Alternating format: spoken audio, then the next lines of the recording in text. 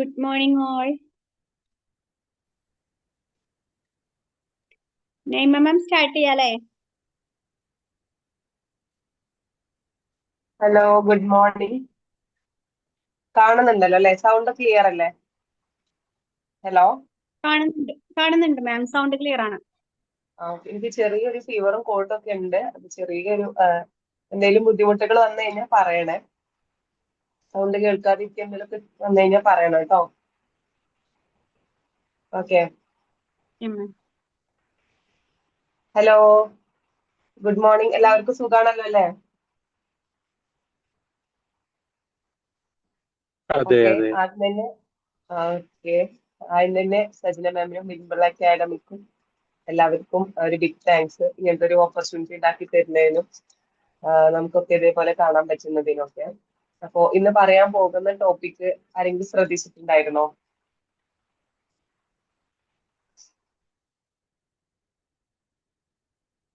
Okay. ഞാന് നിങ്ങളൊക്കെ ഞാൻ ഫസ്റ്റേ പറയാം. എല്ലാവരും ഒരു കുഞ്ഞുണ്ടായി കഴിഞ്ഞു കഴിഞ്ഞാല് എല്ലാവരും നമ്മൾ ആദ്യം പോകുന്നത് ആ കുഞ്ഞിനെ കാണാനായിരിക്കും അല്ലെ?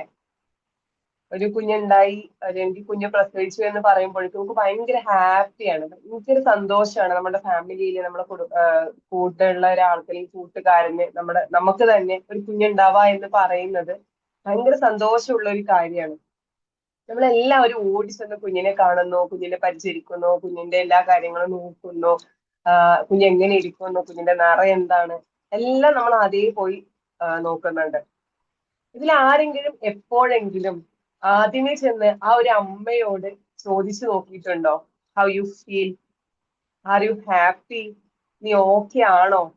എങ്ങനെയുണ്ട് നിന്റെ വേദനയും കാര്യങ്ങളൊക്കെ? നീ ഭക്ഷണം കഴിച്ചോ? വെള്ളം കുടിച്ചോ? നീ ഓക്കെ ആണോ എന്നുള്ള ഒരു ചോദ്യം പോലും ഒരു പക്ഷേ പലരുടെ അടുത്തൊന്നും ഉണ്ടാവാറുണ്ടാവില്ല അല്ലെ? നമ്മളൊരു കുഞ്ഞുണ്ടാവുന്നു, ഹോസ്പിറ്റലിൽ പോകുന്നു, അല്ലെങ്കിൽ വീട്ടിലേക്ക് പോകുന്നു, ആരും ചെന്നും എല്ലാവരും നമ്മൾ ആകെ കൺസിഡർ ചെയ്യുന്നത് ആ ഒരു കുഞ്ഞിനെയാണ്. എല്ലാവർക്കും അറിയാം പോസ്റ്റ് പാർട്ടം, പോസ്റ്റ് പാർട്ടം എന്ന് എല്ലാവരും കേൾക്കുന്നുണ്ടാവും. എന്താണ് ഈ പോസ്റ്റ് പാർട്ടം? ഡെലിവറിക്ക് ശേഷമുള്ള ഒരു അവസ്ഥ അല്ലെ? അതായത് നമ്മൾ പ്രഗ്നൻസി ടൈമില് ഫസ്റ്റ്, സെക്കൻഡ്, തേർഡ് ട്രൈമസ്റ്റർ നമ്മൾ പൊതുവെ പറയുന്ന ഒന്നാണ്. ഓരോരോ ചേഞ്ചസിന്റെയും ബോഡിയിൽ ഉണ്ടാകുന്ന മാറ്റങ്ങളുടെയും കുഞ്ഞിന്റെ വളർച്ചയുടെയും അനുസരിച്ചിട്ട് നമ്മൾ തേർഡ് ട്രൈമസ്റ്റർ ആയിട്ട് തിരിച്ചിട്ടുണ്ട്. ഇതേപോലെ തന്നെ നാലാമതൊരു ട്രൈമസ്റ്റർ ആണ് ഈ പോസ്റ്റ് പാർട്ടം പീരീഡ് എന്ന് പറയുന്നത്. ഇത് നമുക്കൊരു 12 അല്ലെങ്കിൽ 8 മുതൽ 12 ആഴ്ച വരെയാണ് ഇതിന്റെ ഒരു പീരീഡ് എന്ന് പറയുന്നത്. അപ്പൊ ഒന്ന് ആലോചിച്ച് നോക്കി നോക്കൂ, ഒരു 3 മാസം അല്ലെങ്കിൽ ഒരു 4 മാസം വരെ ഇതൊരു പീരീഡ് ആണ്. ആ ഒരു ടൈമിൽ ഒരു അമ്മ കടന്നു പോകുന്ന മാനസികവും ശാരീരികവുമായിട്ടുള്ള ഒരുപാട് കാര്യങ്ങൾ ഉണ്ടാവും. ഇത് ഈ പീരീഡിന് ഇല്ലെങ്കിൽ ആ ബോഡി ഹീൽ ചെയ്യാൻ എടുക്കുന്ന ഒരു ടൈമിങ് എന്ന് പറയാൻ പറ്റില്ല. അതാണ് ഈ പോസ്റ്റ് പാർട്ടം പീരീഡ് എന്ന് പറയുന്നത്. നമ്മൾ പൊതുവെ കേൾക്കുന്ന പൊതുവെ കുറെ ആൾക്കാർ ഈ ന്യൂസിലായിട്ടാണെന്നുണ്ടെങ്കിൽ പത്രത്തിലൊക്കെ നമ്മൾ പൊതുവെ കാണുന്ന ഒന്നാണ് അല്ലെ? ഒരു കുഞ്ഞിനെ കടലിലെറിഞ്ഞ് കൊല്ലുന്ന അമ്മ, അല്ലെങ്കിൽ വലിച്ചെറിയുന്ന അമ്മ, കുഞ്ഞിനെ ഉപേക്ഷിച്ച് പോകുന്ന അമ്മ. നമ്മൾക്ക് ഓർക്കും അല്ലെങ്കിൽ നമ്മൾക്ക് ചിന്തിക്കും, സോറി, ചിന്തിക്കും എങ്ങനെയാണല്ലേ ഒരു അമ്മയ്ക്ക് സ്വന്തം കുഞ്ഞിനോട് ഇങ്ങനെയൊക്കെ ചെയ്യാൻ കഴിയുന്നത് എന്നുള്ളത്. ഒരു കുഞ്ഞിനോട് നമുക്ക് അപ്പൊ കുഞ്ഞ് എന്ന് പറയുമ്പോൾ അതൊരു പുതിയ ജീവനാണ്, ഒരു കുഞ്ഞു ജീവനാണ്. അത് കാണുമ്പോഴേ നമുക്ക് അത്രയും ഒരു കെയർ അല്ലെങ്കിൽ ഭയങ്കര സ്നേഹവും ഇതൊക്കെ തോന്നുന്ന ഒന്നാണല്ലേ ഈ ചെറിയ ബേബീസ് എന്ന് പറയുന്നത്. അപ്പൊ സോറി, അപ്പൊ നമുക്ക് എങ്ങനെയാണ് ഒരു മദറിന് ഇങ്ങനെയൊക്കെ ചെയ്യാൻ തോന്നുന്നത് നമ്മൾ പലപ്പോഴും ചിന്തിക്കാറുണ്ട്. പക്ഷെ ആരും നമ്മൾ എന്തുകൊണ്ടായിരിക്കാം, അല്ലെങ്കിൽ ഇങ്ങനെ ഒരു എന്ത് സിറ്റുവേഷനിലൂടെ കടന്നു പോയത് കൊണ്ടായിരിക്കാം ഒരു മദർ ഇങ്ങനെ ഡിസിഷനിൽ എത്തിയിട്ടുണ്ടാവാം. ആ രീതിയിൽ പലപ്പോഴും നമ്മൾ ചിന്തിക്കാറുണ്ടാവില്ല. നമ്മൾ ആ കുഞ്ഞിലേക്ക് മാത്രം കോൺസെൻട്രേറ്റ് ചെയ്തിട്ടുള്ളതായിരിക്കാം നമ്മുടെ ചിന്തകൾ. അപ്പൊ ഞാൻ പറയാൻ ഉദ്ദേശിക്കുന്നത് പോസ്റ്റ് പാർട്ടം ഡിപ്രഷൻ അല്ലെങ്കിൽ പോസ്റ്റ് പാർട്ടം പീരീഡിൽ ഉണ്ടാകുന്ന മദറിന്റെ മെന്റൽ ചേഞ്ചസിനെ കുറിച്ചിട്ടാണ്. അപ്പൊ പോസ്റ്റ് പാർട്ടം ഡിപ്രഷൻ ഒക്കെ പലരും കേൾക്കുന്നുണ്ടാവും അല്ലെ? അതേ ഒരു സോറി,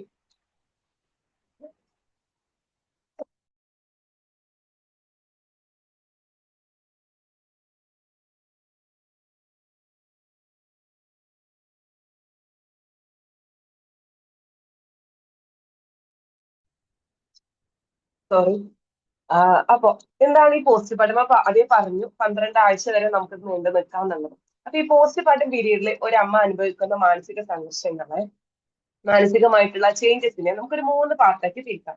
അപ്പൊ ഈ പോസ്റ്റ്പാർട്ടം ഡിപ്രഷൻ എന്ന് എല്ലാവരും ഇപ്പൊ പൊതുവായിട്ട് കേൾക്കുന്ന ഒരു വാക്കാണ്. അല്ലെങ്കിൽ ഇപ്പൊ കുറെ എല്ലാവരും പോസ്റ്റ്പാർട്ടം ഡിപ്രഷനിലാണ്, എനിക്ക് ഭയങ്കര ഡിപ്രഷനാണ്, അങ്ങനെയാണ്. അപ്പൊ എല്ലാവരും പൊതുവെ എല്ലാവരോടും തിരിച്ചു പറയുന്നതാണ്, ഓ നീ മാത്രമാണല്ലോ പ്രസവിച്ചിട്ടുള്ളത്, എന്റെ കുടുംബത്തിൽ നീ മാത്രമാണല്ലോ ഡെലിവറി കഴിഞ്ഞിട്ടുള്ളത്, അല്ലെങ്കിൽ നീ മാത്രമാണല്ലോ ഇപ്പൊ കുഞ്ഞിനെ നോക്കുന്നത്, നീ മാത്രമാണല്ലോ ഉറങ്ങാതിരിക്കുന്നത്, നീ മാത്രമാണല്ലോ ഈ വേദനയിലൂടെ കടന്നു പോകുന്നത്. പ്രസവിക്കുന്ന എല്ലാ സ്ത്രീകളും ഇതൊക്കെ കടന്നു പോകുന്നത്, എല്ലാവരും ഇതൊക്കെ കഴിഞ്ഞിട്ട് തന്നെയാണ് ഇവിടെ എത്തുന്നത്. അപ്പൊ ഇതിന് ഇത്ര വലിയ ഇമ്പോർട്ടൻസ് ആയി കൊടുക്കേണ്ട കാര്യം എന്നുള്ളത് പൊതുവെ സമൂഹത്തിൽ അല്ലെങ്കിൽ കുടുംബത്തിലൊക്കെയുള്ള ഒരു അഭിപ്രായമാണ്. അപ്പൊ ഇതിന് ഇത്ര വലിയ ഇമ്പോർട്ടൻസ് കൊടുക്കേണ്ടെന്നുള്ളത്. പക്ഷെ ആ സ്ത്രീയെ സംബന്ധിച്ചിടത്തോളം അല്ലെങ്കിൽ അമ്മയെ സംബന്ധിച്ചിടത്തോളം ഇത് പറയണത് ഭയങ്കര ഇമ്പോർട്ടന്റ് ആണ്. അപ്പൊ നമുക്ക് അറിയാം ഇതിനൊരു 3 സ്റ്റേജസ് ഉണ്ട്. ഫസ്റ്റ് എന്ന് പറഞ്ഞത് പോസ്റ്റ്പാർട്ടം ബ്ലൂസ് ആണ്, ബേബി ബ്ലൂസ് എന്നൊക്കെ അറിയപ്പെടാം. രണ്ടാമതായിട്ടുള്ളത് പോസ്റ്റ്പാർട്ടം ഡിപ്രഷൻ ആണ്. മൂന്നാമത് വരുന്നത് പോസ്റ്റ്പാർട്ടം സൈക്കോസിസ് ആണ്. സൈക്കോസിസ് ഒക്കെ നമ്മൾ പറയുകയാണെന്നുണ്ടെങ്കിൽ ഇപ്പൊ നമ്മൾ ഈ പറഞ്ഞ പോലെ കുഞ്ഞിനെ വലിച്ചെറിയുന്ന ഒരു അമ്മ, ഇതൊക്കെ ഒരു മേ ബി അല്ലെങ്കിൽ ഭ്രാന്തിയെ പോലെ ബിഹേവ് ചെയ്യുന്ന ഒരു അമ്മയിലേക്കൊക്കെ എത്തുന്നതാണ് ഒരു പക്ഷേ ഈ സൈക്കോസിസ് സ്റ്റേജ് എന്നൊക്കെ നമുക്ക് പറയാം. ഈ പോസ്റ്റ്പാർട്ടം ബ്ലൂസ് ഇപ്പൊ ഓൾമോസ്റ്റ് ഇപ്പൊ നിങ്ങളിൽ എത്ര പേര്, ഇതിൽ ഓൾമോസ്റ്റ് കുറെ പേര് അമ്മമാരുണ്ടാവും അല്ലെ, അല്ലെങ്കിൽ സിസ്റ്റേഴ്സ് ആയിട്ടുണ്ടാവും, നിങ്ങളൊക്കെ കണ്ടിട്ടുണ്ടാവും അല്ലെങ്കിൽ എക്സ്പീരിയൻസ് ചെയ്തിട്ടുള്ള ഒന്നായിരിക്കാം ഈ പോസ്റ്റ്പാർട്ടം ബ്ലൂസ്. കാരണം ഡെലിവറി കഴിയുന്ന ഒരു 100%, 90 to 95% ലേഡീസിനും അനുഭവപ്പെടുന്ന ഒന്നാണ് ഈ പോസ്റ്റ്പാർട്ടം ബ്ലൂസ്. അത് ആക്ച്വലി നമുക്കൊരു ഒരു 1 വീക്ക് മുതൽ ഒരു 2 വീക്സ് വരെ ഒക്കെ ഇതിനൊരു പീരീഡ് ഉണ്ടാവും. മെയിൻ ആയിട്ട് നമുക്ക് സഡൻ ആയിട്ടുള്ള ഒരു ഹോർമോണൽ ചേഞ്ചസ്, അല്ലെങ്കിൽ ബോഡിക്ക് പെട്ടെന്ന് വരുന്ന പെയിന്, ക്ഷീണം, ഇതൊക്കെ നമുക്ക് ആ ബോഡിയിൽ അഫക്ട് ചെയ്യുന്നതുകൊണ്ടും മൈൻഡിലും ബോഡിയിലും ഉണ്ടായിരുന്ന ഒരു ചേഞ്ചസ് കൊണ്ട് നമുക്ക് എന്ത് ചെയ്യാം, ഈ പോസ്റ്റ്പാർട്ടം ബ്ലൂസിനെ കണക്കാക്കാം. അപ്പോ പോസ്റ്റ്പാർട്ടം ബ്ലൂസ് പറയുമ്പോൾ പൊതുവേ നമുക്ക് ഉറക്കം, ബോഡി പെയിൻ ഉണ്ടാവും, ക്ഷീണം ഉണ്ടാവും, ഉറക്കത്തിന്റെ ഒരു ഡിസ്റ്റർബൻസ് ചെറുതായിട്ട് ഉണ്ടാവും. അപ്പോ ആ ഒരു സിസേറിയൻ ഒക്കെ ആണെങ്കിൽ ഫുഡ് കഴിക്കാത്തതിന്റെ ഒരു ബുദ്ധിമുട്ട് വരുമ്പോഴേക്കും അവരുണ്ടാക്കുന്ന ചെറിയ ചെറിയ അബ്ഡോമിനൽ ഇഷ്യൂസ് കാര്യങ്ങളൊക്കെ വരുമ്പോഴേക്കും അപ്പോ അല്ലെങ്കിൽ ആ പേഷ്യന്റ് അല്ലെങ്കിൽ ആ സ്ത്രീ ഭയങ്കര ഒരു ഒരു ഒരു കുറച്ച് സമയത്തേക്കെങ്കിലും ഒരു ബുദ്ധിമുട്ടിലൂടെ കടന്നു പോകുന്നവരായിരിക്കും. അപ്പൊ അത് കാരണം ഒരു 2 വീക്സ് ഒക്കെ അവർക്ക് അതിൻ്റെതായിട്ടുള്ള ഒരു മാനസിക ബുദ്ധിമുട്ടുകൾ ഉണ്ടാവും, ചെറിയ ചെറിയതായിട്ടുള്ള ഒരു ചേഞ്ചസ് കാര്യങ്ങൾ. അത് നോർമലി ഉള്ളതാണ്, അല്ലെങ്കിൽ ടെമ്പററി ആയിട്ട് ഇപ്പൊ കാണപ്പെടുന്ന ഒന്നാണ്. ഓൾമോസ്റ്റ് എല്ലാ പേഷ്യൻസിനും ഇപ്പൊ കാണപ്പെടുന്ന ഒന്നാണ്. അത് ഗ്രാജുവലി കുറയും ചെയ്യും, അത് 2 വീക്സിന്റെ അപ്പുറത്തേക്ക് നിലനിൽക്കുകയും ചെയ്യില്ല. ചെറുതായിട്ടുള്ള വേദനയോടൊക്കെ കടന്നു ഉണ്ടാകുന്ന ആ ചെറിയ വേദനയും ഒരു ബുദ്ധിമുട്ടുകളും മാത്രമേ ആ പേഷ്യന്റ് ഉണ്ടാവും. എന്നാൽ ഇതിന് 2 ആഴ്ചയിൽ കൂടുതൽ നിൽക്കുകയും, അല്ലെങ്കിൽ ഒരു ഇത് പോസ്റ്റ്പാർട്ടം ഡിപ്രഷൻ എന്ന് പറയുമ്പോൾ നമുക്ക് അറിയാലേ, ഒരു 8 ദിവസം കൊണ്ട് ഡിപ്രഷൻ ഉണ്ടാവില്ല. അല്ലെങ്കിൽ കുറെ കാര്യങ്ങള് അല്ലെങ്കിൽ കുറെ കാലം ഇതേ ഈ സിറ്റുവേഷനിലൂടെ കടന്നു പോകുന്ന, ഈ വിഷാദത്തിലൂടെ കടന്നു പോകുന്ന ഒരാളിലേക്ക് ഗ്രാജുവലി ഉണ്ടായെടുക്കുന്ന ഒരു സ്റ്റേജ് ആണ് ഈ പോസ്റ്റ്പാർട്ടം ഡിപ്രഷൻ. ഇത് നമുക്ക് പ്രസവിച്ച ഉടനത്തെ അല്ലെങ്കിൽ 2 ആഴ്ച കഴിഞ്ഞ് നീണ്ടുന്ന മാത്രം കാണാനൊന്നും പറയാൻ പറ്റില്ല. ചിലപ്പോൾ ആ ഒരു സമയത്തൊന്നും കുഴപ്പമൊന്നും ഉണ്ടാവില്ലെങ്കിലും ഒരു വർഷമൊക്കെ കഴിഞ്ഞിട്ടായിരിക്കും, അല്ലെങ്കിൽ ഒരു 5-6 മാസം കഴിഞ്ഞിട്ടായിരിക്കും ഈ ഒരു പേഷ്യന്റിന് ഇത്തരം സിംറ്റംസ് വരെ കണ്ടു തുടങ്ങുന്നത്. അപ്പൊ എന്തായിരിക്കും ഇതിന്റെയൊക്കെ കാരണങ്ങൾ? ഒന്ന് ഞാൻ പറഞ്ഞു, ഈസ്ട്രജൻ ആൻഡ് പ്രൊജസ്ട്രോണിന്റെ ഒക്കെ സഡൻ ആയിട്ടുള്ള ഡ്രോപ്പ് കൊണ്ട് നമുക്ക് ഇതേപോലെ നമുക്കൊരു ബയോളജിക്കൽ റീസൺ ആയിട്ട് അത് പറയാം. ഇപ്പൊ ഫിസിയോളജിക്കലി ആണെന്നുണ്ടെങ്കിൽ സഡൻ ആയിട്ടുള്ള ഈ ഉറക്കത്തിന്റെ പ്രശ്നങ്ങൾ അറിയാലോ. നമുക്കൊരു കുഞ്ഞുണ്ടായി കഴിഞ്ഞ് കഴിഞ്ഞാൽ പിന്നെ ഒരു 3 വർഷത്തേക്ക് ഫീഡിങ് നിർത്തുന്നത് വരെ അവർക്ക് കംപ്ലീറ്റ് ആയിട്ട് മിനിമം ഒരു 5 hours പോലും കണ്ടിന്യൂസ് സ്ലീപ്പ് കിട്ടുന്നുണ്ടാവില്ല. അതുകൊണ്ട് തന്നെ അവരുടെ ബ്രെയിൻ എപ്പോഴും ഇറിറ്റബിൾ ആയിരിക്കും, ബ്രെയിൻ കെമിക്കൽസ് കാര്യങ്ങളൊക്കെ ചേഞ്ച്ഡ് ആയിരിക്കും.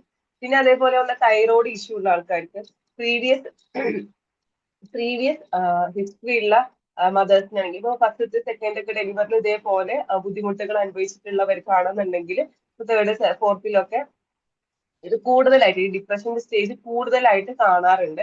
അതേപോലെ തന്നെ ഒരു ഇനിയിപ്പോ ഡെലിവറി എന്ന് പറഞ്ഞത് ഒരു പ്രോസസ്സാണ് അല്ലേ. ഒരു 20 hours ആണ് ഡെലിവറിയുടെ പ്രോസസ്സ് വരുന്നത്. അത് കഴിഞ്ഞിട്ടാണ് നമുക്കൊരു ബേബിനെ കിട്ടുന്നത്. അപ്പൊ ആ ഒരു പെയിൻഫുൾ ആയിട്ട് സിറ്റുവേഷനിലൂടെ കടന്നു പോകുമ്പോൾ അവർക്ക് വരുന്ന ഒരുപാട് ബുദ്ധിമുട്ടുകളുണ്ട്. പിന്നെ അതേപോലെ തന്നെ സിസേറിയൻ ഒക്കെ ആണെന്നുണ്ടെങ്കിൽ 20 days ഒന്നും എടുത്താലും പക്ഷേ പെയിന് കുറയുന്നുണ്ടാവില്ല. അപ്പൊ അത് അവർക്ക് കിടക്കാനോ അല്ലെങ്കിൽ ഉറങ്ങാനോ ഇരിക്കാനോ പറ്റാത്തൊരവസ്ഥ. ഇതൊക്കെ അവരിലേക്കുള്ള ഒരു ചെറിയ ചെറിയ ചേഞ്ചസ് പോലും അവരിൽ ഒരുപാട് മാറ്റങ്ങൾ ഉണ്ടാക്കുന്നത്. ഭയങ്കര ഇറിറ്റബിൾ ആയിരിക്കും, ഉറക്കമില്ല, വേദനയാണ്. ഇതൊക്കെ ഒരു 20 ഡേയ്സ് കഴിയുമ്പോഴും നമുക്ക് പിന്നെ ഇതിനേക്കാളൊക്കെ വലുതാണ് കുഞ്ഞിന്റെ കരച്ചിൽ. പിന്നെ ആ പേഷ്യന്റ് കടന്നു പോകുന്ന ഒരു മാനസികാവസ്ഥ. ഇപ്പൊ നിങ്ങളൊന്ന് ആലോചിച്ച് നോക്കും, ഒരു സിംഗിൾ മദർ ആണ്. ഇപ്പൊ നമുക്ക് റിസ്ക് ഫാക്ടേഴ്സ് നോക്കുകയാണെന്നുണ്ടെങ്കിൽ ഒരു സിംഗിൾ മദർ, അധികം ആരും ഇല്ല വീട്ടിൽ സഹായിക്കാൻ എങ്കില് ഒരു എങ്കില് എങ്ങനെ ഇപ്പൊ എന്തായാലും നമ്മൾ എല്ലാവരും വീട്ടിൽ സഹായിക്കാൻ ഒരു 1 മന്തിലേക്ക് ഇങ്ങനെ ഒരാളൊക്കെ നമ്മൾ നിർത്താറുണ്ട്. അല്ല എങ്കിൽ ഇപ്പൊ പുറത്തൊക്കെ ഉള്ള ആൾക്കാരാണെന്നെങ്കിൽ ഹസ്ബൻഡ് വൈഫ് മാത്രമാണ് ആ കുഞ്ഞിനെ അമ്മയും നോക്കുന്നത്. അപ്പൊ അവർക്ക് കടന്നു പോകുന്ന എല്ലാം കൂടി മാനസികമായിട്ടും ശാരീരികമായിട്ടും അവരുടെ ചേഞ്ചസും ഈ വീട്ടിലെ കാര്യങ്ങളും എല്ലാം കൂടി അവർക്ക് ഒരു പിരിമുറുക്കം എന്തായാലും ഉണ്ടാക്കും. അതേപോലെ തന്നെയാണ് കോംപ്ലിക്കേറ്റഡ് ഡെലിവറി ഉള്ള ആൾക്കാർക്കാണെങ്കിൽ ലാക്ക് ഓഫ് സപ്പോർട്ട്, പ്രീവിയസ് ഹിസ്റ്ററിയും പറഞ്ഞല്ലോ. പിന്നെ അൺവാണ്ടഡ് പ്രഗ്നൻസി. ഇപ്പോ ഒരു ആക്ച്വലി ഞാൻ ഒരു കാര്യം പറയാം. ഞങ്ങൾക്ക് ഓൾറെഡി ഒരു പോസ്റ്റ് പാർട്ടം അല്ലെങ്കിൽ ബേബി മദർ കെയർ ഹോസ്പിറ്റൽ ഉണ്ട്. അപ്പൊ ഞാൻ അതിലെ കൺസൾട്ടിങ് ഡോക്ടറാണ്. അപ്പൊ ഞാൻ ഇങ്ങനൊരു ടോപ്പിക് എടുക്കാൻ തന്നെ ഒരു കാരണം, ഞാൻ ഒരുപാട് പേഷ്യൻസിന് ഇപ്പൊ ഇവിടെ വരുന്ന ഒരു പേഷ്യൻസിനെ ഞാൻ പോസ്റ്റ് പാർട്ടം ബ്ലൂസ് ഉള്ളതും പോസ്റ്റ് പാർട്ടം ഡിപ്രഷൻ ഉള്ള പേഷ്യൻസിനൊക്കെ നമ്മൾ കാണുന്നുണ്ട്, അവർക്ക് ട്രീറ്റ് ചെയ്യുന്നതാ. അപ്പൊ ഞാൻ ഓരോ മദറിലേക്ക് ചെല്ലുമ്പോഴും ഓരോരുത്തരുടെ ഹിസ്റ്ററി ഡിഫറെന്റ് ആണ്. അപ്പൊ നമുക്ക് കോമൺ ആയിട്ട് ഇത്രയും റീസൺസ് പറയാൻ കഴിയുമെങ്കിലും ഒരു പക്ഷേ ഇതൊന്നും ആയിരിക്കില്ല അവരുടെ റീസൺ. ഒട്ടും സപ്പോർട്ട് ഇല്ലാത്ത ഫാമിലിയും ഒട്ടും സപ്പോർട്ട് ഇല്ലാത്ത ഹസ്ബൻഡും, അല്ലെങ്കിൽ ഇതിനേക്കാളൊക്കെ ഇമ്പോർട്ടന്റ് ആണ് പൊതുവെ നമ്മുടെ സമൂഹത്തിലെ ഏറ്റവും ഒരു തെറ്റായിട്ടുള്ള ധാരണയാണ് ആൺകുട്ടി പെൺകുട്ടി, നിറം, കുഞ്ഞിന്റെ നിറം, കുഞ്ഞിന്റെ കുഞ്ഞിന്റെ തടി, വലുപ്പം, ഇതൊക്കെ ഈ ഒരു മദറിനെ മാനസികമായിട്ട് വല്ലാതെ ബാധിക്കുന്ന ഒന്നാണ്. ഇപ്പൊ നമ്മള് ഒരാള് വന്ന് പറഞ്ഞു പോവാണ്, നിന്റെ കുഞ്ഞും ആൺകുട്ടിയാണല്ലോ, അപ്പോൾ നിനക്ക് ഇനി പ്രശ്നമില്ല, നിന്നെ ബാക്കി കാര്യങ്ങൾ സപ്പോർട്ട് ചെയ്യാൻ, നിന്റെ ജീവിതത്തിൽ സപ്പോർട്ട് ചെയ്യാൻ ഈ ഒരു ആൺകുട്ടി ഉണ്ട്. ഇതേപോലെ ഒരു പെൺകുട്ടിയാണെന്നുണ്ടെങ്കിൽ അവളെ കല്യാണം കഴിപ്പിച്ചു കൊടുക്കണ്ടേ, അല്ലെങ്കിൽ റിപ്പീറ്റ് ആയിട്ട് 2-3 പെൺകുട്ടികളൊക്കെ ഉണ്ടെന്നുണ്ടെങ്കിൽ ഇത്രയും കുട്ടികളെ റെസ്പോൺസിബിലിറ്റി. ഒരു മദർ ജനിച്ചു ഡെലിവറിക്ക് ശേഷം ഒരു മദർ കേൾക്കുന്ന ഇത്തരം കുത്തുവാക്കുകൾ തന്നെ ഒരു പക്ഷെ 90% എങ്കിലും ഇതിനെ റീസൺ ആക്കുന്നത് ഇത്തരം സമൂഹത്തിൽ നിന്നുള്ള കുത്തുവാക്കുകളാണ്. ഇനി നമുക്കിത് എങ്ങനെ തിരിച്ചറിയാന്നുള്ളതാണ്. ഇപ്പൊ നമ്മൾ ബേബി ബ്ലൂസിന്റെ പറഞ്ഞു, അത് പൊതുവെ നമുക്ക് അക്യൂട്ട് ആയിരിക്കും അല്ലെങ്കിൽ ടെമ്പററി ആയിരിക്കും എന്ന് പറഞ്ഞു. ചെറുതായിട്ടുള്ള സങ്കടം, ഒരു ഉറക്കക്കുറവിന്റെ ഒരു ഇറിറ്റേഷന്, അല്ലെങ്കിൽ ബോഡിയിൽ ഉണ്ടാക്കുന്ന ക്ഷീണമൊക്കെ കാരണം ഉണ്ടാവുന്ന ഒരു ഒരു വിഷാദാവസ്ഥ, അല്ലെങ്കിൽ പെട്ടെന്നുള്ള കരച്ചില്, പെട്ടെന്നുള്ള മൂഡ് സ്വിങ്സ്, പെട്ടെന്നുള്ള ദേഷ്യം വരല്, ഇതൊക്കെ കുറച്ച് ദിവസങ്ങളിലേ കാണിക്കുള്ളൂ. ഈ പോസ്റ്റ് ഡിപ്രഷനിലേക്ക് വരുമ്പോ ഞാൻ പറഞ്ഞല്ലോ, ഇതൊരു 2 വീക്സ് മുതൽ അല്ലെങ്കിൽ 1 ഇയർ വരെയൊക്കെ ഇതിന് ആ പേഷ്യന്റ് കാണിക്കാം. അപ്പൊ ഇതൊക്കെ കാണിക്കുക എങ്ങനെയാ? പക്ഷെ ഈ പേഷ്യന്റ് പോലും മനസ്സിലാക്കുന്നില്ല എനിക്ക് ഞാൻ ഇത്തരം സിറ്റുവേഷനിലൂടെ കടന്നു പോകുന്നുണ്ട് എന്നുള്ളത്. കാരണം അവർക്ക് ഡെയിലി ഉറക്കം കിട്ടാതെ ആവുമ്പോ, അല്ലെങ്കിൽ ഈ ഫീഡിങ്ങിന് വേണ്ടി എണീക്കുന്ന സമയത്ത്, അല്ലെങ്കിൽ ഒരാൾ തന്നെ സഹായിക്കാനില്ലാത്ത സമയത്ത്, അല്ലെങ്കിൽ വേദനയിലൂടെ കടന്നു പോകുമ്പോൾ അവർക്ക് തന്നെ ഒരു ഗിൽറ്റി ഫീലിംഗ് ആണ് ഫസ്റ്റ് സ്റ്റാർട്ട് ചെയ്യുക. അയ്യോ, എന്നെ കൊണ്ടൊന്നും പറ്റണില്ലല്ലോ, ഞാൻ എന്റെ കുഞ്ഞിനെ നേരെ നോക്കുന്നില്ലേ, എന്റെ ഈ വേദന കാരണം അത് ബാക്കിയുള്ളവർ അനുഭവിക്കുന്നുണ്ടോ, എനിക്കൊരു ഹാപ്പിനെസ് കിട്ടുന്നില്ലല്ലോ. ഇത് സങ്കട കാരണമില്ലാതെ ഇവർ ഇങ്ങനെ കിടക്കുകയാണെന്നുണ്ടെങ്കിൽ കണ്ണിൽ നിന്ന് ഇങ്ങനെ വെള്ളം വന്നുകൊണ്ടേയിരിക്കും. ഇത് ഞാൻ എന്തെങ്കിലും പറഞ്ഞു കഴിഞ്ഞാൽ ഞാൻ മറ്റുള്ളവർ ഇത് എങ്ങനെ വിചാരിക്കും, അല്ലെങ്കിൽ എല്ലാവരും തന്നെ കുറ്റപ്പെടുത്തല്ലോ എന്നൊരു തോന്നലായിരിക്കും ഇവർക്ക് ഉണ്ടാവും. അപ്പൊ ഇതെങ്ങനെ മനസ്സിൽ വെച്ച് ഇവരുടെ ഇമോഷൻസിനെ ഇങ്ങനെ സപ്രസ് ചെയ്ത് വെച്ചിട്ട് ഇവർക്ക് അത് എക്സ്പ്രസ് ചെയ്യാൻ പറ്റുന്നുണ്ടാവില്ല. അപ്പൊ ഇത് ഒരാളോട് പറഞ്ഞു കഴിഞ്ഞു കഴിഞ്ഞാൽ എന്തായിരിക്കും കേൾക്കുക എന്നുള്ളത് ഇവർ ആദ്യം പ്രജുഡൈസ് ചെയ്യും. ഞാൻ അങ്ങനെ പറഞ്ഞോ, നീ മാത്രമാണല്ലോ പ്രസവിച്ചിട്ടുള്ളത്, നീ മാത്രമാണല്ലോ കുഞ്ഞിനെ നോക്കുന്നത്, നീ മാത്രമാണല്ലോ ഫീഡ് ചെയ്യുന്നത്, നീ മാത്രമാണല്ലോ ഉറക്കം ഇല്ലാതിരിക്കുന്നത്, ഒരു അമ്മയായി കഴിഞ്ഞാൽ ഇതൊക്കെ സഹിക്കേണ്ടതാണ്, ഒരു അമ്മയായി കഴിഞ്ഞു കഴിഞ്ഞാൽ ഇങ്ങനെയൊക്കെ തന്നെയാണ്. ഓക്കെ, ഇതൊക്കെ അമ്മയായി കഴിഞ്ഞു കഴിഞ്ഞാൽ ഇതൊക്കെ ഒരു പ്രോസസ്സിങ് തന്നെ ആയിരിക്കാം. പക്ഷേ ആ ഒരു അവസ്ഥയിൽ അവര് ഹെൽപ്പ് സീക്ക് ചെയ്യണം എന്നുള്ളത് ആ ഒരു അല്ലെങ്കിൽ അവര് ഹെൽപ്പ് ചെയ്യേണ്ട ഒരു ഹെൽപ്പ് സീക്ക് ചെയ്യേണ്ടതാണ് എന്നുള്ളത് അവര് തന്നെ മറന്നു പോകും. കാരണം മറ്റുള്ളവർ എന്ത് വിചാരിക്കും എന്നുള്ളതായിരിക്കും ഇവരുടെ ഏറ്റവും വലിയ കൺസേൺ. അപ്പൊ ഇവരുടെ വേദന ഇവര് പറയില്ല, ഇവരുടെ സങ്കടങ്ങൾ പറയില്ല, ഇവര് തനിയെ കരയുക, തനിയെ ഭക്ഷണം കഴിക്കാതിരിക്കുക, വിശപ്പില്ല, വെള്ളം കുടിക്കണില്ല, സ്വന്തം കാര്യങ്ങൾ നോക്കുന്നില്ല, ഞാനൊരു ബാഡ് മദർ ആണെന്നുള്ളൊരു ഇതിലൂടെ കടന്നു പോവുക. അപ്പോ ഇങ്ങനെയൊക്കെ വരുമ്പോ അവരുടെ ഗിൽറ്റി ഫീലിംഗ്, അല്ലെങ്കിൽ അവരുടെ ആ ഒരു സന്തോഷമില്ലാത്തൊരവസ്ഥ. പിന്നെ ഏറ്റവും വലുത് ഇവര് ബുദ്ധിമുട്ടൊക്കെ പറയുമ്പോൾ ഇവരുടെ റിലേഷൻഷിപ്പിൽ ഇത് ബാധിക്കും. അതായത് ഹസ്ബൻഡിനോട് പോലും, അല്ലെങ്കിൽ തന്റെ കൂടെ നിൽക്കുന്ന മദർ കാര്യങ്ങളൊക്കെ ഉണ്ടെന്നുണ്ടെങ്കിൽ അവരോടൊക്കെ ഭയങ്കര ദേഷ്യമായിരിക്കും. കാരണം ഇവരുടെ ഇമോഷൻസ് ഇവര് മറ്റുള്ളവരോട് എക്സ്പ്രസ് ചെയ്യുക എങ്ങനെയാ, ദേഷ്യമായിട്ട്. ഇവർക്ക് ഇവരുടെ ഉള്ളിൽ ഇവർക്ക് സങ്കടം ഉണ്ടാവും. ഇവര് ഈ സങ്കടം പക്ഷെ പുറത്ത് കാണിക്കൂല. അപ്പൊ ഈ കാണുന്നവരോട് മൊത്തം ഇവർക്ക് ദേഷ്യമായിരിക്കും. ഇവർ കുഞ്ഞിനെ കാണാൻ വരുന്നവരോട് അല്ലെങ്കിൽ മൂത്ത കുട്ടികൾ ഉണ്ടെങ്കിൽ അവരുടെ വികൃതി കാണിക്കുമ്പോഴേക്കും ഈ അമ്മ ഇതിനെ എക്സ്പ്രസ് ചെയ്യാ ദേഷ്യമായിട്ടേക്കാരം. ഈ ദേഷ്യം ഒരു പരിധി കഴിയുമ്പോഴേക്കും എന്തായിട്ട് മാറും? സെൽഫ് ഹാമിങ്. അല്ലെങ്കിൽ തനിക്ക് ഇത് വന്നത് എന്തുകൊണ്ടാണ്? ഈ കുഞ്ഞുണ്ടായത് കൊണ്ടാണ്. അപ്പൊ ഈ കുഞ്ഞിനോടുള്ള ഒരു ദേഷ്യം. പിന്നെ ഈ സങ്കടം എന്ന് പറയുന്നത് തനിക്ക് തന്റെ കാര്യം നോക്കാൻ പറ്റുന്നില്ല, അല്ലെങ്കിൽ കുഞ്ഞിന്റെ കാര്യം നോക്കാൻ പറ്റുന്നില്ല, വീട്ടിലത്തെ കാര്യങ്ങൾ നോക്കാൻ പറ്റുന്നില്ല, എല്ലാതും കൂടി ഒരു മൈൻഡിൽ കടന്ന് ഇങ്ങനെ ഓടുകയാണ്. ആ പേഷ്യന്റ് എന്ന് പറയുമ്പോൾ ഒന്നിനോടൊരു ഇഷ്ടമില്ല, എന്തിനാ ജീവിക്കുന്നത് പോലെ അറിയുന്നില്ല. രാവിലെ എണീക്കുന്നു, വീട്ടിലത്തെ കാര്യങ്ങൾ നോക്കണു, കുഞ്ഞിനെ നോക്കണു, ഇതെല്ലാം കൂടി ഒരു കംപ്ലീറ്റ് ആയിട്ട് ഇങ്ങനെ ക്ലോസ്ഡ് ആയിട്ടില്ലെങ്കിൽ ഇങ്ങനെ കണ്ടിന്യൂസ് ആയിട്ട് ഇവര് വർക്ക് ചെയ്തുകൊണ്ടിരിക്കുന്നുണ്ടാവും, കുഞ്ഞിനെ നോക്കുന്നുണ്ടാവും, എല്ലാം ഉണ്ടാവും. പക്ഷെ ഇവർക്ക് എന്താണ് ഞാൻ എന്തിലൂടെ കടന്നു പോകുന്നതെന്ന് വരുന്നതിന് മനസ്സിലാക്കുന്നുണ്ടാവില്ല. അപ്പൊ അതുകൊണ്ട് തന്നെ അവർക്ക് ഈ സ്വന്തം കാര്യങ്ങള് മറ്റുള്ളവരോട് പറയാൻ ഇവർക്ക് പേടിയായിരിക്കും, അല്ലെങ്കിൽ ഇവരിത് എങ്ങനെ എടുക്കും എന്നുള്ള ഒരു ബുദ്ധിമുട്ടായിരിക്കും. അതുകൊണ്ട് തന്നെ ഇവരിത് കംപ്ലീറ്റ് എക്സ്പ്രസ് ചെയ്യില്ല. പക്ഷെ ഇവർ എക്സ്പ്രസ് ചെയ്യുന്ന രീതി എങ്ങനെയായിരിക്കും? ദേഷ്യമായിരിക്കും.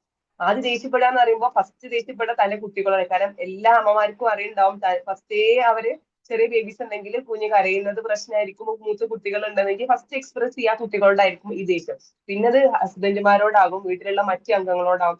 അപ്പൊ ഇതൊരു ഈ ഒരു പോസ്റ്റ്മോർട്ടം ഡിപ്രഷൻ സ്റ്റേജിലൂടെ പോകുമ്പോൾ ആ ഒരു മദർ മാത്രമല്ല ഇത് അനുഭവിക്കുന്നത്, അവരുടെ കുടുംബം, അവരുടെ കൂടെയുള്ളവര്, കുട്ടികള്, അതേപോലെ തന്നെ അവരുടെ ഫാമിലിയിലുള്ള മറ്റുള്ളവര് എല്ലാം. അപ്പോ ഇതെല്ലാം ഇത് അനുഭവിക്കുമ്പോൾ അത് ഒരാളുടെ മാത്രമല്ല, ഒരാളുടെ പ്രശ്നം ഇത് മറ്റൊരു സമൂഹത്തിന്റെ ഒരു പ്രശ്നമായിട്ട് ഇത് മാറും എന്നുള്ളതാണ്. ഇനി നമുക്ക് പോസ്റ്റ് പാർട്ടം നമ്മൾ പറഞ്ഞു, ഇതിലൊരു എക്സ്ട്രീം സ്റ്റേജിലേക്ക് വരുമ്പോൾ സെൽഫ് ഹാമിങ് ഉണ്ടാവും. ഇതേപോലെ തന്നെ ബേബിനെ ഹാം ചെയ്യും. കാരണം ഈ ബേബി ഉള്ളത് കൊണ്ടാണല്ലോ എനിക്ക് ഇങ്ങനെ സിറ്റുവേഷൻ വന്നത് എന്നുള്ളതായിരിക്കും. അല്ലെങ്കിൽ ഞാനൊരു വേറെ സിറ്റുവേഷനിലൂടെ കടന്നു പോകാൻ കാരണം ഈ ഒരു ബേബി ആണല്ലോ എന്നുള്ളതിലേക്ക് അവര് വരും. അപ്പൊ അങ്ങനെ വരുമ്പോ എന്തായിരിക്കും? കംപ്ലീറ്റ് ആയിട്ട് ഈ ദേഷ്യം കാണിക്കുക കുഞ്ഞിനോട്. ഈ ഒരു സിറ്റുവേഷനിൽ നിന്ന് കൂടുതലായിട്ട് കുട്ടികള് കുട്ടികളോടുള്ള ദേഷ്യമൊക്കെ കൂടുമ്പോ എന്താ ചെയ്യാ? ഹാമിങ് കൂടും അല്ലേ? അപ്പൊ നമ്മൾ ഈ ഒരു ഭ്രാന്തി സ്റ്റേജിലേക്ക് ഇവര് മാറിപ്പോവാൻ. അപ്പൊ ഞാൻ എന്റെ ഒരു എക്സ്പീരിയൻസ് പറയാം. ഒരു 1 ഇയർ മുന്നേ എനിക്ക് ഇവിടെ ഒരു പേഷ്യന്റ് അഡ്മിറ്റ് ആയിട്ടുണ്ടായിരുന്നു. ഒരു 3 മന്തിന് ശേഷമാണ് കേട്ടോ അവര് പോസ്റ്റ്മോർട്ടം ഡിപ്രഷൻ ഡയഗ്നോസ് ചെയ്യുന്നത്. പിന്നെ പറയാനുള്ളത്, ഇതിനൊരു പ്രത്യേകിച്ച് ഡയഗ്നോസ്റ്റിക് ക്രൈറ്റീരിയ ഒന്നുമില്ല. നമ്മുടെ നോർമൽ ആയിട്ടുള്ള ഡിപ്രഷന്റെ ക്വസ്റ്റ്യൻ ഇത് വെച്ചിട്ടാണ് നമ്മൾ ഇതിനെ അളക്കുന്നത്. അപ്പൊ നമ്മള് ഇവരുടെ വന്ന സമയത്ത് ഇവരെങ്ങനെ ചെയ്യുന്നു? ഇവര് വന്ന സമയത്ത് ഭയങ്കര ഹാപ്പി ആയിരുന്നു, ഭയങ്കര ഹാപ്പി ആയിരുന്നു. കാരണം ഞാനിങ്ങനെ ഒരു ട്രീറ്റ്മെന്റ് എടുക്കാൻ വന്നതാണല്ലോ എന്നുള്ളൊരു ഹാപ്പിനെസ് ആയിരുന്നു. അപ്പൊ രാവിലെ വന്നിട്ട് ഈവനിങ് ആയപ്പോഴേക്കും തന്നെ ഇവര് ഭയങ്കര കരച്ചിലാണ്. എന്തിനാ കരയണതെന്ന് പോലും അറിയുന്നില്ല. ഭയങ്കര കരച്ചില്. ഇങ്ങനെ ഇരുന്നിട്ട് കരയണ സമയത്ത് തന്നെ തല ഇങ്ങനെ മാന്തി കരയാണ് ഇവർ ചെയ്യുന്നത്. അപ്പൊ എന്താന്ന് ചോദിച്ചപ്പോ എനിക്ക് പറ്റുന്നില്ല ഡോക്ടറെ, എന്നെ കൊണ്ട് പറ്റുന്നില്ല ഡോക്ടറെ. അവരുടെ ആ എക്സ്പ്രഷൻ ഇപ്പോഴും എന്റെ കണ്ണിലുണ്ട്. അവരുടെ ഒരു മുസ്ലിം സ്ത്രീയായിരുന്നു. വന്നപ്പോ നല്ല ഇതിൽ ഭയങ്കര ഞാൻ ഇങ്ങനെ ഒരു ട്രീറ്റ്മെന്റ് എടുക്കാൻ വന്നതാണ്, എനിക്ക് എന്തോ സംഭവിക്കുന്നുണ്ടെന്ന് റിയലൈസ് ചെയ്തിട്ടുണ്ട്, വീട്ടുകാർ സപ്പോർട്ട് ചെയ്യുന്നുണ്ട്. പക്ഷേ ഈവനിങ് ആയപ്പോഴേക്കും ഇവരുടെ കംപ്ലീറ്റ് ആയിട്ട് ചേഞ്ച് ആയി. ഇവര് ഭയങ്കര വയലന്റ് ആവാൻ തുടങ്ങി. നല്ല വയലന്റ് ആയിട്ട് ഇവര് തലങ്ങനെ ചൊറിഞ്ഞിട്ടാണ് കരയുന്നത്. കരയുമ്പോൾ അവർക്ക് പറയാൻ പറ്റുന്നില്ല, അവരുടെ ഇമോഷൻസ് അവർക്ക് പറയാൻ പറ്റുന്നില്ല. എനിക്ക് എന്താ സംഭവിക്കുന്നത് എനിക്ക് അറിയണില്ല. എനിക്ക് ചിലപ്പോൾ സങ്കടം വരും, ചിലപ്പോൾ എനിക്ക് ഭയങ്കര സന്തോഷം വരും, ചിലപ്പോൾ എനിക്ക് കുഞ്ഞിനെ കണ്ടെടുത്താം. പിന്നെ ഇവര് വന്നിട്ട് 1 വീക്ക് ഇവിടെ ട്രീറ്റ്മെന്റ് വന്നിട്ടും ഇവര് കുഞ്ഞിനെ എടുക്കുന്നില്ല. ഇവരുടെ മദറാണ് കുഞ്ഞിനെ കംപ്ലീറ്റ് ആയിട്ട് നോക്കുന്നത്. ഇവർക്ക് പാല് ഫീഡ് ചെയ്യാൻ മാത്രമാണ് ഈ കുഞ്ഞിനെ എടുക്കുന്നത് പോലെ. കുഞ്ഞിന്റെ മുഖത്തേക്ക് നോക്കാൻ, ഒരു കുഞ്ഞിനെ കളിപ്പിക്കുക. അപ്പൊ അറിയാം, ഒരു 3 മന്ത് ഒക്കെ ആകുമ്പോഴേക്കും കുഞ്ഞുങ്ങള് ചിരിക്കാനും അവർ കമിഴാനും അവർ കുറച്ചും കൂടി അവരുടെ മൈസൂർ ചേഞ്ച് ചെയ്ത് തുടങ്ങിയിട്ടുണ്ടാവും. അപ്പൊ ഈ ഒരു കുഞ്ഞിന് അമ്മ കൂടുതലായിട്ട് അവരോട് സംസാരിക്കുക, കമ്മ്യൂണിക്കേഷൻ ഒക്കെ വരുന്ന ഒരു ടൈമാണ്. 2 മന്ത്സ് കഴിഞ്ഞ് കഴിഞ്ഞാൽ ആ കമ്മ്യൂണിക്കേഷൻ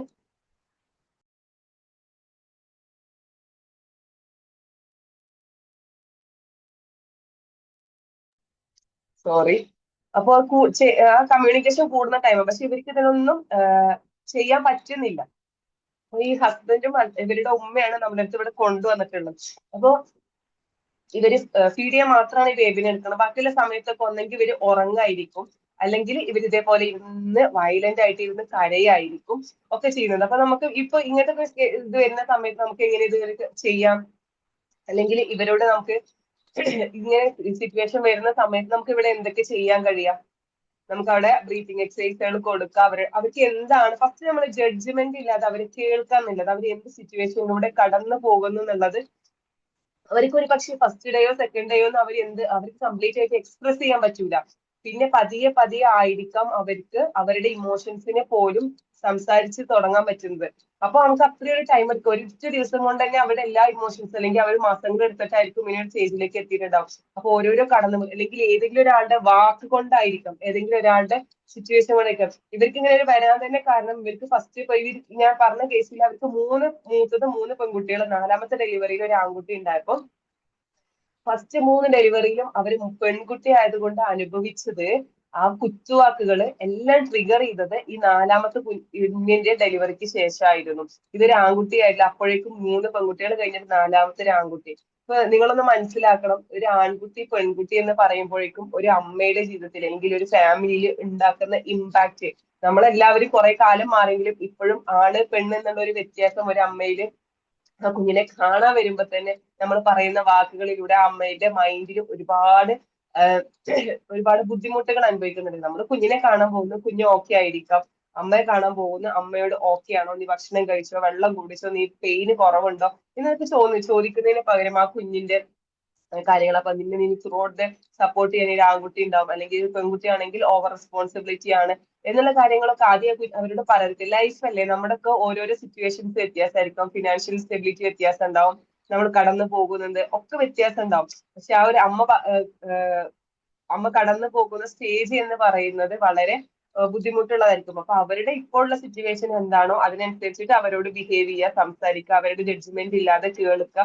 അവർക്ക് വേണ്ട മെഡിറ്റേഷൻ ആണെങ്കിൽ ഇപ്പൊ ഡോക്ടറെ കൺസൾട്ടേഷൻ, ഒരു സ്റ്റേജ് കഴിയുമ്പോൾ നമുക്ക് വീട്ടിലുള്ളവർക്ക് തന്നെ മനസ്സിലാവും ഇവർക്ക് വീട്ടില് ഇതുകൊണ്ട് നിൽക്കില്ല, എന്തായാലും ഒരു സൈക്കോളജിസ്റ്റിന്റെയോ സൈക്കാട്രിസ്റ്റിന്റെയോ ഹെൽപ്പ് ആവശ്യമാണ് എന്നുള്ളത് നമുക്ക് ഫസ്റ്റ് നമ്മൾ ഫാമിലിയിൽ തിരിച്ചറിയുമ്പോൾ തന്നെ അവർക്ക് കൊടുക്കാം.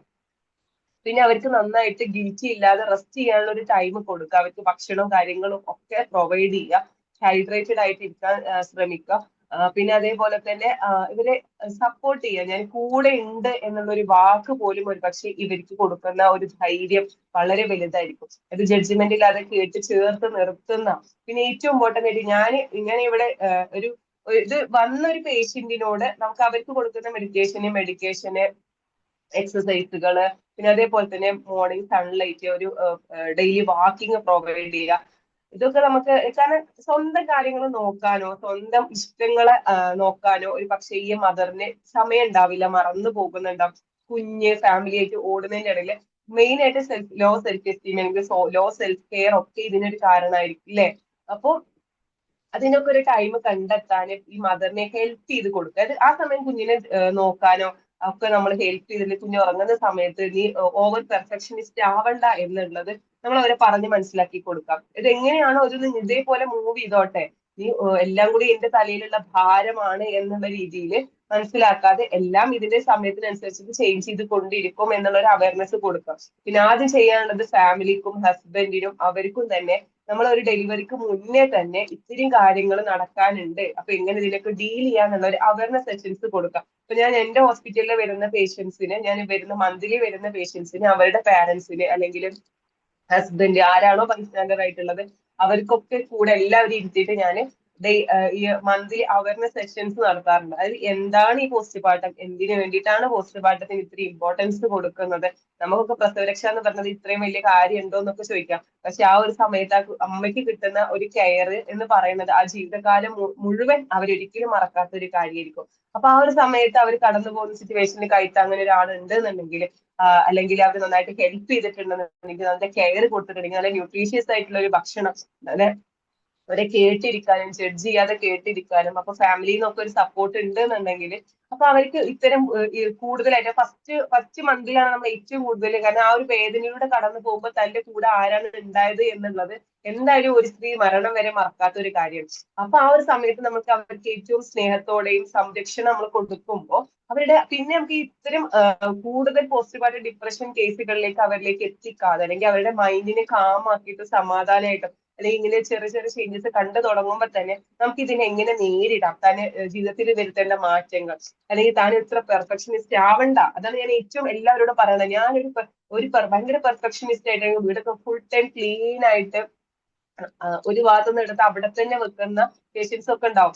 അപ്പൊ അവർക്കൊക്കെ തിരിച്ചറിവ് കൊടുക്കുക. അതിപ്പോ കുറച്ച് സമയം, ഇപ്പൊ കുറച്ചു കാലം ഇപ്പൊ അവിടെ ഇരുന്നിട്ടില്ലെങ്കിലും ക്ലീൻ ചെയ്യാൻ നിങ്ങൾക്ക് കഴിയില്ലെങ്കിൽ മറ്റൊരാളുടെ ഹെൽപ്പ് ഒഴിഞ്ഞാലോ, ആ കുഞ്ഞിനെ കംപ്ലീറ്റ് ആയിട്ട് നീ നോക്കാൻ കഴിയും മറ്റൊരാളുടെ കയ്യിൽ ഏൽപ്പിച്ചിട്ട് കുറച്ച് സമയം ഉറങ്ങിയാലും നിങ്ങൾ അവിടെ ഒരു ഗിൽറ്റി അടിക്കേണ്ട ഒരു കാര്യമില്ല. എന്താ പറയാ, ഇതൊരു പ്രോസസ് ആണ്, ഒരു നാച്ചുറൽ പ്രോസസ് ആണ്. ഒരുപാട് ബുദ്ധിമുട്ടുകളിലൂടെ കടന്നു പോകുമ്പോൾ നമ്മൾ മറ്റുള്ളവരോട് ഹെൽപ്പ് ചോദിക്കേണ്ട ഒരു പ്രോസസ്സ് തന്നെയാണ് എന്നുള്ളതാണ് ഓരോ മദറിനും ഞാൻ കൊടുക്കുന്ന അവയർനെസ്. ഭയങ്കര മടിയായിരിക്കും അല്ലെ ആരോടെങ്കിലും ഇതൊന്ന് ചോദിക്കാൻ, അല്ലെങ്കിൽ താൻ കടന്നു പോകുന്ന സിറ്റുവേഷൻസിനോട് പറയാൻ ഇവർക്കൊക്കെ മടിയായിരിക്കും. അപ്പൊ അത് മടിച്ചിരിക്കേണ്ട ഒരു കാര്യമില്ല. അല്ലെങ്കിൽ ഈ സിറ്റുവേഷൻസിലൂടെ കടന്നു പോകുന്നത് ഇത്ര വലിയ മറ്റുള്ളവരാൽ ബുദ്ധിമുട്ട് അനുഭവിക്കുന്നവരുണ്ടാവും. അപ്പൊ മറ്റുള്ളവർ തന്നോട് ഇങ്ങനെ പറയുമ്പോൾ ഇങ്ങനെ പറയരുത് എന്ന് തിരിച്ച് പറയാൻ. പിന്നെ ഒരു കാര്യം, നമ്മൾ ബൗണ്ടറി സെറ്റ് ചെയ്യാന്നുള്ളതാണ്. ഈ അൺവാണ്ടഡ് ആയിട്ടുള്ള കുഞ്ഞിനെ കാണാൻ വരില്ലേ, അൺവാണ്ടഡ് ആയിട്ടുള്ള ഈ അമ്മനെ കാണാൻ വരില്ലേ, അല്ലെങ്കിൽ നീ ആ സാധനങ്ങൾ കഴിക്കണം, ഈ സാധനങ്ങൾ കഴിക്കണം, ഇതിനൊക്കെ ഒന്നെങ്കിൽ നമ്മുടെ ഗൈനക്കോളജിസ്റ്റിനോട് തന്നെ ചോദിച്ച് മനസ്സിലാക്കാൻ എന്തൊക്കെ രീതിയിലുള്ള പരിരക്ഷകളാണ് ഞാൻ ആഫ്റ്റർ ഡെലിവറി കഴിക്കേണ്ടത്, എനിക്ക് ചെയ്യേണ്ടത് എന്നുള്ളത്. പിന്നെ ഒരു കാര്യം എന്ന് പറയുന്നത്, എല്ലാ ഡെലിവറിക്ക് ശേഷം ഒരു 6 വീക്കിന് ശേഷം നിങ്ങൾ പതിയെ എക്സസൈസുകൾ സ്റ്റാർട്ട് ചെയ്യുക. ബ്രീത്തിങ് എക്സസൈസുകളും മസിൽ സ്ട്രെങ്തനിങ് എക്സസൈസുകളും. ഫസ്റ്റ് സ്റ്റാർട്ടിങ് വിത്ത് ഒരു 20 ആ അതെ, ഉപദേശങ്ങളുടെ പെരുമഴയായിരിക്കും. അതായത് നാട്ടുകാർക്കായിരിക്കും നമ്മുടെ വീട്ടുകാരെക്കാട്ടിലും അല്ലെങ്കിൽ നമ്മളെക്കാട്ടിലും ഏറ്റവും കൂടുതൽ കൺസേൺ ഉണ്ടാവുക. അപ്പൊ ഫസ്റ്റില് നമ്മൾ മറ്റുള്ളവരുടെ ഉപദേശങ്ങൾക്ക് പകരം അതിന് പറ്റുന്ന ഒരു സൈക്കോളജിസ്റ്റ്, സൈക്കാട്രിസ്റ്റ് ഒന്നും വേണ്ട, നമ്മളെ ഗൈനക്കോളജിസ്റ്റുകളെ എല്ലാം ഇപ്പൊ നമുക്കറിയാം. ഒരു ഡെലിവറി കഴിഞ്ഞ ഒരു 1.5 മന്ത്സിന് ശേഷം നിങ്ങൾ വരൂ, ചെക്കപ്പിന് റീചെക്കപ്പിന് വരൂ എന്ന് പറയാറുണ്ട്. പൊതുവെ നമ്മൾ ഡെലിവറിക്ക് ശേഷം കഴിഞ്ഞ് ചെല്ലുമ്പോൾ ആ ഗൈനക്കോളജിസ്റ്റ് തന്നെ പറയും ഇനി എന്തൊക്കെ ചെയ്യണം, എങ്ങനെയൊക്കെ ചെയ്യണം എന്നുള്ളത്. അപ്പൊ ഫസ്റ്റേ നമ്മൾ പറയുന്നത്, ഇപ്പൊ എന്റെ ഹോസ്പിറ്റലിൽ വരുന്ന പേഷ്യൻസിനോട് ഞാൻ പറയുന്ന ഒരു കാര്യം, നിങ്ങൾ പതിയെ വാക്ക് ചെയ്യാൻ. ഇപ്പൊ ഇവിടെ വരുന്ന പേഷ്യൻസിന് ഒരു 1 മന്ത് ട്രീറ്റ്മെന്റിന് വരികയാണെങ്കിൽ ഡെയിലി അവർക്ക് ഒരു 10 to 15 അല്ലെങ്കിൽ 20 മിനിറ്റ്സ് എങ്കിലും വാക്കിംഗ് പ്രൊവൈഡ് ചെയ്യും. അല്ലെങ്കിൽ വാക്ക് ചെയ്യാൻ മസ്റ്റ് ആയിട്ട് ഞാൻ അവരോട് പറയും. അതായത് ഫസ്റ്റ് തന്നെ കയറി പെയിൻ ഉള്ള സമയത്തല്ല കേട്ടോ, അവര് നോക്കി ആയി കഴിയുമ്പോൾ ആ വാക്കിങ്ങിന്റെ ഇമ്പോർട്ടൻസിനെ കുറിച്ച് പറഞ്ഞു കൊടുക്കും. അതേപോലെ തന്നെ സൺലൈറ്റ്, ഈവനിങ്ങിന്റെ ഒരു സമയമൊക്കെ ആണെന്നുണ്ടെങ്കിൽ നല്ല സൺലൈറ്റ്, പതിഞ്ഞ് സൺലൈറ്റ് വരുന്ന സമയത്ത് ഒരു അമ്മയും കുഞ്ഞും ആ സൺലൈറ്റ് ഒക്കെ ഒന്ന് ഇരുന്ന് ആസ്വദിക്കുക. പിന്നെ പ്രത്യേകിച്ച് നമ്മുടെയൊക്കെ നാട്ടിൽ, ഇപ്പൊ നിങ്ങളൊക്കെ അവിടെ എന്താണെന്ന് അറിയില്ല, പക്ഷെ പൊതുവെ ഈ മലപ്പുറം മലബാർ ഏരിയയിലൊക്കെ ഡെലിവറി കഴിഞ്ഞ് കഴിഞ്ഞാൽ ഒരു 1 മന്തിലേക്ക് വീടിന്റെ ഉള്ളിൽ നിന്ന് പുറത്തേക്ക് ഇറങ്ങരുത്, അല്ലെങ്കിൽ കുഞ്ഞിന് അതൊരു പ്രശ്നമാണ്, ഒറ്റും പുറത്തേക്ക് ഇറങ്ങരുത് എന്നുള്ളൊരു ചിന്താഗതിയാണ്. അമ്മയും കുഞ്ഞും ആ റൂമിൽ തന്നെ അടങ്ങിയിരിക്കേണ്ട ഒരാൾക്കാരാണ്. എനിക്ക് പ്രസവിച്ച് ഇറങ്ങിക്കുന്ന സ്ത്രീ പുറത്തേക്ക് ഇറങ്ങാൻ പാടില്ല എന്നുള്ള ഒരു സിറ്റുവേഷനിലൊക്കെ. അപ്പൊ ഞാൻ അവരോട് പറഞ്ഞത്, അവർക്കും അവർക്കും ബ്രീത്തിങ് വേണം, അവർക്കും ഫ്രഷ് എയർ കിട്ടണം. ആ ഫ്രഷ് എയർ ഒന്ന് പുറത്തേക്ക് പുറത്തിറങ്ങി റോഡിലൂടെ നടക്കണം എന്നല്ല, ആ സിറ്റ് ഔട്ടിലൊന്ന് വന്നിരുന്ന് ഒന്ന് മുറ്റത്ത് കൂടെ ഒന്ന് വാക്ക് ചെയ്യുമ്പോൾ അവർക്ക് കിട്ടുന്ന ഒരു റിഫ്രഷ്മെന്റ്സ് ഉണ്ട്. അവർക്ക് കിട്ടുന്ന എന്താ പറയാ, ആ ഒരു റൂമിൽ തന്നെ എല്ലാവരും ഒന്ന് മനസ്സിലാവും, നോക്കി നോക്കൂ, 24 മണിക്കൂറും ഒരു റൂമിൽ അടഞ്ഞിരിക്കുന്ന ഒരു മദറും ഒന്ന് ഈവനിങ് ഒക്കെ ഒന്ന് വാക്ക് ചെയ്യുന്ന, ഒന്ന് സൺലൈറ്റ് ഒക്കെ ഒന്ന് പരസ്പരം സംസാരിക്കണം, രണ്ടാൾക്കാരൊക്കെ ആയിട്ട് സംസാരിച്ചിരിക്കുന്ന ഒരു മദറും തമ്മിലുള്ള ഒരു ഹാപ്പിനെസിന്റെ ഡിഫറൻസ്. അപ്പൊ ഞാൻ എല്ലാവരോടും ഫസ്റ്റ് അവയർനെസ് കൊടുക്കുന്നത്, ഫാമിലിയോട് കൊടുക്കുന്നത്, ഡെലിവറി കഴിഞ്ഞെന്ന് വിചാരിച്ച് വീട്ടിലിരിക്കേണ്ട ഒരു ആവശ്യമില്ല. നമുക്ക് ഡെയിലി വാക്കിങ് ചെയ്യണം. 6 വീക്കിന് ശേഷം പതിയെ എക്സസൈസുകൾ സ്റ്റാർട്ട് ചെയ്യണം. നമ്മൾ ഇത്ര 12 മുതൽ 16 ഗ്ലാസ് വരെ വെള്ളം കുടിച്ചിട്ടുണ്ട് എന്ന് ഉറപ്പുവരുത്തണം. തന്റെ ഭക്ഷണത്തില് ന്യൂട്രീഷ്യസ് ആൻഡ് പ്രോട്ടീൻ റിച്ച് ആയിട്ടുള്ള ഭക്ഷണം ഇൻക്ലൂഡ് ചെയ്തിട്ടുണ്ട് എന്നുള്ള ഉറപ്പുവരുത്തണം. ഉറങ്ങണമെങ്കിൽ എപ്പോഴാണ് പൊതുവെ പറയുന്നത്, കുഞ്ഞുറങ്ങുമ്പോൾ മദർ ഉറങ്ങുക എന്നുള്ളതാണ്. ഉറങ്ങണം എന്നുണ്ടെങ്കിൽ അപ്പൊ ഉറങ്ങന്നെ വേണം. കാരണം ഉറങ്ങിയിട്ടില്ലെങ്കിലാണ് ഏറ്റവും പ്രശ്നം വരുന്നത്. കാരണം ബ്രെയിനിന് ഭയങ്കര വീക്കായി പോവാണ്. ബ്രെയിനിന് കറക്റ്റ് ആയിട്ട് വർക്ക് ചെയ്യാൻ പറ്റില്ല. കാരണം ഉറക്കത്തിന്റെ ഒരു പ്രശ്നം വരും, കണ്ടിന്യൂസ് ഫീഡിങ് കാര്യങ്ങളൊക്കെ വരും. പിന്നെ അതേപോലെ തന്നെ കുഞ്ഞിന് അസുഖങ്ങൾ വരുന്ന സമയത്ത് കുഞ്ഞിനെ മാറിയെടുക്കാൻ ഉണ്ടാവില്ല. അപ്പോഴേക്കും ഈ മദർ കടന്നു പോകുന്ന ഒരു അവസ്ഥയുണ്ട്. അപ്പൊ ഇതിലുള്ള എത്ര മദേഴ്സിനെ അറിയാം. ഞാനും ഒരു 2 കുഞ്ഞുങ്ങളുടെ അമ്മയാണ്, എനിക്കും അറിയാം. ഞാൻ ഇതിലേക്കൂടെ കടന്നു പോയിട്ടുള്ള ഓരോ സിറ്റുവേഷൻസും എനിക്കറിയാം. അപ്പൊ ഇതിപ്പോ ഒരു ഇരുന്നിട്ട് നമ്മളിങ്ങനെ കുറെ പറഞ്ഞുകൊണ്ട് കാര്യമൊന്നും ഉണ്ടാവില്ല. ആ പേഷ്യന്റിനോട് കുറെ പറഞ്ഞു കൊടുക്കണം, അല്ലെങ്കിൽ പേഷ്യന്റിനോട് ഇങ്ങനെയൊക്കെയാണ് സംഭവിക്കുക, ഇങ്ങനെയൊക്കെ സിറ്റുവേഷനിൽ നീ ഇങ്ങനെയൊക്കെ ചെയ്യണം, നിനക്ക് വേണ്ട കാര്യങ്ങൾ ചെയ്യണം, നീ നിനക്ക് ഇമ്പോർട്ടൻസ് കൊടുക്കണം, കുഞ്ഞിന് മാത്രം ഇമ്പോർട്ടൻസ് കൊടുക്കാം, നിന്റെ ഇഷ്ടങ്ങൾക്കും നിന്റെ ആഗ്രഹങ്ങൾക്കും ഒക്കെ ഇമ്പോർട്ടൻസ്. പിന്നെ ഇതിൽ വേറൊരു കാര്യം എന്ന് പറയുന്നത് കരിയർ ബ്ലോക്കേജ്, കരിയറിൽ ബ്രേക്ക് വരുന്ന മദേഴ്സ്.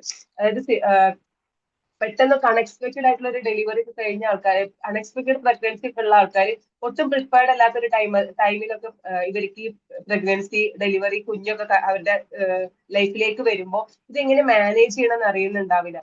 അല്ലെങ്കിൽ കരിയറിൽ ഇങ്ങനെ പീക്കിൽ പോയിക്കൊണ്ടിരിക്കുന്ന ഒരാൾക്ക് ഒരു കുഞ്ഞ് വരുമ്പോൾ അത് പെട്ടെന്ന് സ്റ്റെക്ക് ആയി പോവാ.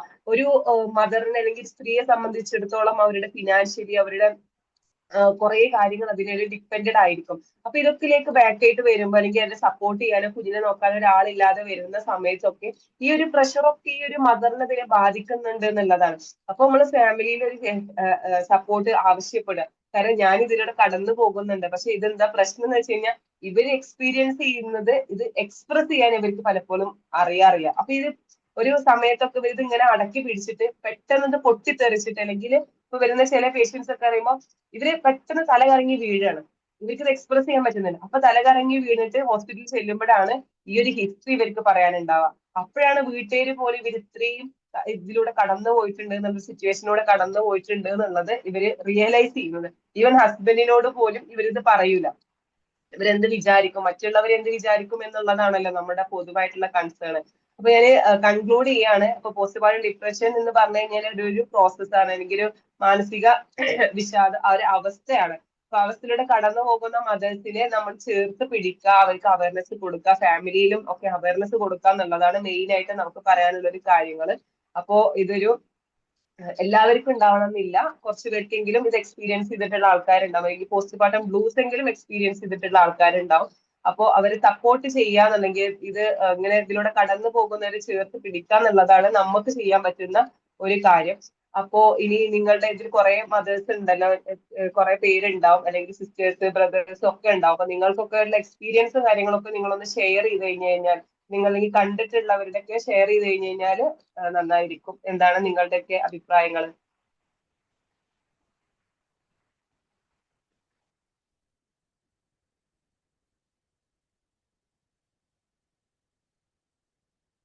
ഹലോ, മദേഴ്സ് പറയൂ. ഇവിടെയുള്ള മദേഴ്സ് ഒക്കെ എക്സ്പീരിയൻസ് ഒന്ന് ഷെയർ ചെയ്യൂ. ആ മാം, ഞങ്ങളുടെ വീടിന്റെ അടുത്ത് അങ്ങനെ ഉണ്ടായിട്ടുണ്ട് ഒരു കുട്ടിക്ക് ഡിപ്രഷൻ. പിന്നെ അത് കുട്ടീനെ തീരെ ശ്രദ്ധിക്കുന്നുണ്ടായിരുന്നില്ല, പാല് കൊടുക്കാനും കൂടെ തീരെ ഒരു ഇതും ഇല്ല, പ്രസവിച്ചത് മാത്രം.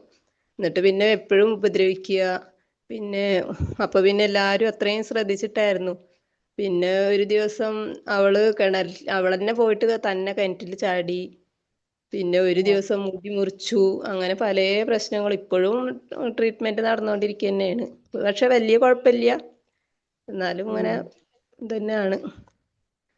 ഇപ്പോഴും മരുന്നുണ്ട്. കുട്ടി ഇപ്പൊ കുറച്ചൊക്കെ വലുതായിട്ടോ, പക്ഷെ കുഴപ്പമൊന്നുമില്ല, നല്ലതായിട്ടിരിക്കുന്നുണ്ട്.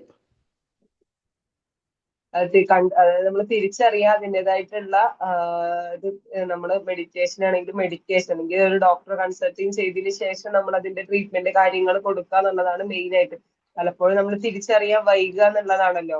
ഒരു ചെറിയ ഫസ്റ്റ് സ്റ്റേജിലൊക്കെ ആണെന്നുണ്ടെങ്കിലും അതിങ്ങനെ അവര് പുറത്ത് കാണിക്കൂല, അല്ലെങ്കിൽ ഇതിങ്ങനെ ഇത് എന്റെ മാത്രം, അല്ലെങ്കിൽ ഇതിന്റെ ഒരു പ്രശ്നമാണ് എന്നുള്ള രീതിയിൽ മറ്റുള്ളവർ ഇത് എങ്ങനെ കാണും എന്നുള്ളതായിരിക്കും ഓരോ മദറിന്റെയും കൺസേൺ.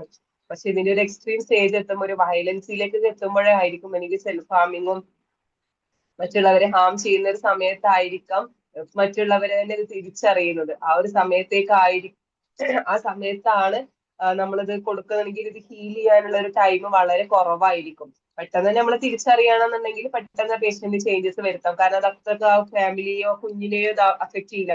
നമുക്കറിയാലോ, ഒരു കുഞ്ഞിന്റെ വളർച്ചയിൽ ഒരു അമ്മയുടെ കൈ എന്ന് പറയുന്നത് ആ കുഞ്ഞിനെ കംപ്ലീറ്റ് ആ കുഞ്ഞിനെ മോൾഡ് ചെയ്തെടുക്കുന്നതിൽ ഒരു അമ്മയ്ക്കാണ് ഏറ്റവും വലിയ പ്രാധാന്യം, അല്ലേ? പക്ഷെ ആ ഒരു അമ്മ പറ്റ വീക്ക് ആണെന്നുണ്ടെങ്കിലും അമ്മയ്ക്ക് അവരുടെ കാര്യങ്ങൾ പോലും ചെയ്യാൻ പറ്റാതെ ഇമോഷണലി ഫിസിക്കലി വീക്ക് ആയിട്ടുള്ള ഒരു അമ്മ ആ കുഞ്ഞിനെ വളർത്തിയെടുക്കുന്നതും തമ്മിൽ, ഒരു ഫിറ്റ് ആയിട്ടുള്ള ഒരു അമ്മ വളർത്തിയെടുക്കുന്നതും തമ്മിൽ ഒരുപാട് ഡിഫറൻസ്. കാരണം ഈ കുഞ്ഞുങ്ങളുടെ മൈൽ സ്റ്റോൺ വരെ സ്ലോ ആയി പോകുന്ന സിറ്റുവേഷൻ ആയിരിക്കും. കാരണം അവർക്ക് കിട്ടേണ്ട കമ്മ്യൂണിക്കേഷനോ കെയറോ മര്യാദക്ക് കിട്ടുന്നുണ്ടാവില്ല. ഒരു കുഞ്ഞിന്റെ മൈൽ സ്റ്റോണിൽ വളരെ ഇമ്പോർട്ടന്റ് ആണല്ലേ ഒരു അമ്മയും കുഞ്ഞും തമ്മിലുള്ള ഒരു കമ്മ്യൂണിക്കേഷൻ. ആ ഒരു അമ്മയ്ക്ക് അത്രയും കെയർ കൊടുക്കാൻ പറ്റാതെ ആവുമ്പോൾ ആ കുഞ്ഞില് വരുന്ന കുറെ ചേഞ്ചസ് കണ്ട് കുഞ്ഞു ഇതേപോലെ അറഗന്റ് ആവാം. ചെറുപ്പം മുതലേ ഭയങ്കര വാശി കാര്യങ്ങളും. കാരണം ഈ ഒരു അമ്മ എക്സ്പ്രസ് ചെയ്യുന്നത് ആ ഒരു ലവ് ഇല്ലാഞ്ഞിട്ടായിരിക്കില്ല, പക്ഷെ ഇവർക്ക് ഇത് എക്സ്പ്രസ് ചെയ്യുന്നത് ദേഷ്യമായിട്ടായിരിക്കും. അതായത് മുതിർന്ന കുഞ്ഞുങ്ങൾ ഇപ്പൊ അതിന്റെ മുന്നേ ഉള്ള ഫസ്റ്റ് സെക്കൻഡ് ഒക്കെ ഡെലിവറിക്ക് ശേഷം തേർഡിലൊക്കെ ഡെലിവറിക്ക് ഇവിടെ വരുന്ന പേഷ്യൻസിന് അവരുടെ ഫസ്റ്റ് ഡെലിവറിക്ക് അതായത് ഫസ്റ്റ് സെക്കൻഡ് ബേബീസിനോടുള്ള ഒരു ബിഹേവിയർ ഉണ്ട്. എന്തിനോട് ചൂടാവാം. അപ്പൊ എന്ത് കുഞ്ഞ് പറയുമ്പോഴും കുഞ്ഞുങ്ങളിലാണ് ഇത്രയും പ്രശ്നങ്ങൾ കൂടുതലായിട്ട് നമുക്ക് അനുഭവിക്കുക. കാരണം അമ്മ ഇങ്ങനെ ആവുമ്പോൾ കുഞ്ഞുങ്ങൾ എന്ത് ചെയ്യും, അവരുടെ ഇമോഷൻസിനെ കറക്റ്റ് ആയിട്ട് അല്ലെങ്കിൽ വേറെ രീതിയിൽ ഇവരതിനെ ഇമോഷണലി കണക്റ്റഡ് ആക്കി പോകും. അവർക്ക് പോലും അവരുടെ, കാരണം അമ്മയുടെ അടുത്താണ് വന്ന് പറയാനുള്ളത്, പക്ഷെ ഈ അമ്മ ബിഹേവ് ചെയ്യുന്നത് വേറെ രീതിയിലാണ്. അമ്മ സ്വന്തം കെയർ ചെയ്യണില്ല, മക്കളെയും കെയർ ചെയ്യണില്ല. ഇപ്പൊ വേറൊരു പേഷ്യന്റ് വന്നത് ഇവരുടെ 3ാമത്തെ ഡെലിവറി ആയിരുന്നു. ഫസ്റ്റത്തെ കുട്ടിക്ക് ഒരു 4ലോ 5ലോ പഠിക്കുന്ന കുട്ടി, 2ാമത്തെ കുട്ടിക്ക് LKG, 3ാമത്തെ കുട്ടിക്കാണ് ഇവിടെ കെയർ. ഫസ്റ്റത്തെ 2 ഡെലിവറിക്കും ഇവർക്ക് ഇതേപോലെ മാനസിക വിഭ്രാന്തികൾ കാണിച്ചിട്ടുണ്ട്, ദേഷ്യം കാര്യങ്ങളൊക്കെ കാണിച്ചിട്ടുണ്ട്. അതേപോലെ ഹസ്ബൻഡിന്റെ അടുത്ത് നല്ല സപ്പോർട്ടാണ്. ഹസ്ബൻഡാണ് 3ാമത്തെ ഡെലിവറിക്ക് നമ്മളുടെ അടുത്തേക്ക് വന്നത്, അവർക്ക് എന്തായാലും നല്ല കെയർ കിട്ടണം എന്നുള്ളത്. അപ്പോ നമ്മളിവിടെ മെഡിറ്റേഷൻ, യോഗ, വാക്കിംഗ്, സൺറൈസ്, പിന്നെ അതേപോലെ തന്നെ ആയുർവേദ ഹോസ്പിറ്റലാണ്. അപ്പൊ ആയുർവേദ ഹോസ്പിറ്റലാകുമ്പോൾ അറിയാലോ, ഫുൾ ബോഡി ട്രീറ്റ്മെന്റ് കാര്യങ്ങളൊക്കെ ചെയ്യുമ്പോഴേക്കും തന്നെ അവർക്ക് ഒരു ഫുൾ ബോഡി റിലാക്സേഷൻ, പിന്നെ എന്തിനൊരു സപ്പോർട്ടാ കേട്ടിരിക്കാന്. എന്തായാലും ഞാൻ കൺസൾട്ടിങ്ങിന് പോവുക വരിക എന്നല്ലാതെ ആ മദറിനെ കേട്ടിരിക്കാൻ. ഇപ്പൊ ഫസ്റ്റ് ചെല്ലുമ്പോൾ അവരുടെ പെയിൻ ആയിട്ടുള്ള ഒരു സ്റ്റേജിലായിരിക്കും. അപ്പൊ ആ സമയത്ത് അവർക്കും തന്നെ വലിയ ഓപ്പൺ അപ്പ് ആവില്ല. പിന്നെ അതൊരു റാപ്പ്. ഇപ്പൊ 1 മന്തിലേക്ക് വരുന്ന പേഷ്യന്റ് ആണെങ്കിൽ 1 സെക്കൻഡ് വീക്ക് ആകുമ്പോഴായിരിക്കും നമ്മളോട് കൂടുതൽ അടുക്കുക. അപ്പൊ നമ്മൾ അവരോട് സംസാരിച്ചിട്ട് അവരുടെ ഇമോഷൻസിനെ നമ്മൾ ഇങ്ങനെ കൊണ്ടുവരും. അപ്പൊ ഇവിടെ വരുന്ന എല്ലാ മദേഴ്സിനും പോസ്റ്റ്മോർട്ടം ബ്ലൂസ് ഉണ്ട് എന്നല്ല. അപ്പൊ 3 വർഷമായിട്ട് നമ്മൾ ഹോസ്പിറ്റലിൽ നടത്തുന്നുണ്ട്. നമുക്ക് ഓൾമോസ്റ്റ് 200+ പേഷ്യൻസ് ഇവിടെ വന്നു പോയിട്ടുണ്ട്. അപ്പൊ നമുക്കറിയാം ഓരോ പേഷ്യൻസ് വരുമ്പോഴും അവരുടെ ഇപ്പൊ കൂടെയുള്ള ബൈസ്റ്റാൻഡേഴ്സ്, അപ്പൊ സ്വന്തം ഉമ്മയാകുമ്പോഴും അവരുടെ ഹസ്ബൻഡിന്റെ ഉമ്മയാകുമ്പോഴും അവർ കാണിക്കുന്ന, ഇപ്പൊ സ്വന്തം ഉമ്മന്റെ അടുത്ത് കാണിക്കുന്ന ബിഹേവിയർ ആവില്ല ഹസ്ബൻഡിന്റെ ഉമ്മന്റെ അടുത്ത് ഉണ്ടാവാം. അപ്പൊ എനിക്ക് ഹസ്ബൻഡ് നിൽക്കും, അല്ലെങ്കിൽ മറ്റുള്ളവർ ഇപ്പൊ ഉമ്മ ഇല്ലാത്ത ആൾക്കാർ വരാറുണ്ട്. അപ്പൊ അവർക്കൊക്കെ ഭയങ്കര സങ്കടമായിരിക്കും. കാരണം ചിലപ്പോ സ്വന്തം ഉമ്മ നോക്കുന്നത് പോലെ നോക്കാന് എത്രയാണെങ്കിലും മറ്റുള്ളവർക്ക് കഴിയുണ്ടാവില്ലല്ലോ. അവരും ഒരു മദറാണ്, അവർക്ക് സ്വന്തം എപ്പോഴും നമ്മളൊരു ഡെലിവറിയിലൂടെ കടന്നു പോകുമ്പോൾ ഇവിടെ എത്ര പേർക്ക് സ്ത്രീകൾക്ക് അറിയുണ്ടാവും, നമ്മളൊരു മദറായി കഴിയുമ്പോൾ നമ്മുടെ അമ്മമാര് നമ്മളെ കെയർ ചെയ്യുന്ന ഒരു വിധം ഉണ്ടല്ലേ, അല്ലെങ്കിൽ അവർക്ക് അനുഭവിച്ചിട്ടുള്ള കുറെ സിറ്റുവേഷൻസ് ഉണ്ടാവും. ആ സിറ്റുവേഷൻസ് ഒരിക്കലും എന്റെ മകൾക്ക് വരരുത്, അവൾക്ക് നല്ല കെയർ കിട്ടണം എന്ന് എല്ലാവരും ഒരു മദർ എന്തെങ്കിലും തന്റെ മകളുടെ കാര്യങ്ങൾ വരുമ്പോ മനസ്സിലാക്കും. അപ്പൊ ഓരോരുത്തരുടെ കാര്യങ്ങൾ ഡിഫറെന്റ് ആ. അപ്പൊ ഇന്നത്തെ മാനസികാവസ്ഥ നാളെ ഉണ്ടാവാം. ഇന്ന് ഭയങ്കര ഹാപ്പി ആയിട്ടുള്ള ഒരാൾക്ക് നാളെ ഭയങ്കര സാഡ് ആയിട്ടുണ്ടാവും. ഇന്ന് ഭയങ്കര ദേഷ്യം കാണിക്കുന്നത് നാളെ കൂളായിട്ട്. എനിക്ക് തലേന്ന് ഇങ്ങനെ ഒരു കാര്യങ്ങളൊക്കെ, ഇപ്പൊ നൈറ്റ് ഒക്കെ കുഞ്ഞുങ്ങൾക്ക് പെട്ടെന്ന് കരച്ചില് വരുന്നുണ്ടാവും. അപ്പൊ ഈ ഒരു അമ്മയ്ക്ക് ഇത് ഹാൻഡിൽ ചെയ്യാനുള്ള ഒരു ബുദ്ധിമുട്ടുണ്ടാവും. ഇവര് ഭയങ്കര പേടി, എന്റെ കുഞ്ഞിന് എന്താ സംഭവിക്കാന്നുള്ള ഒരു പേടി, ബേജാറെന്നൊക്കെ മലപ്പുറം ഭാഷയാണ് കേട്ടോ.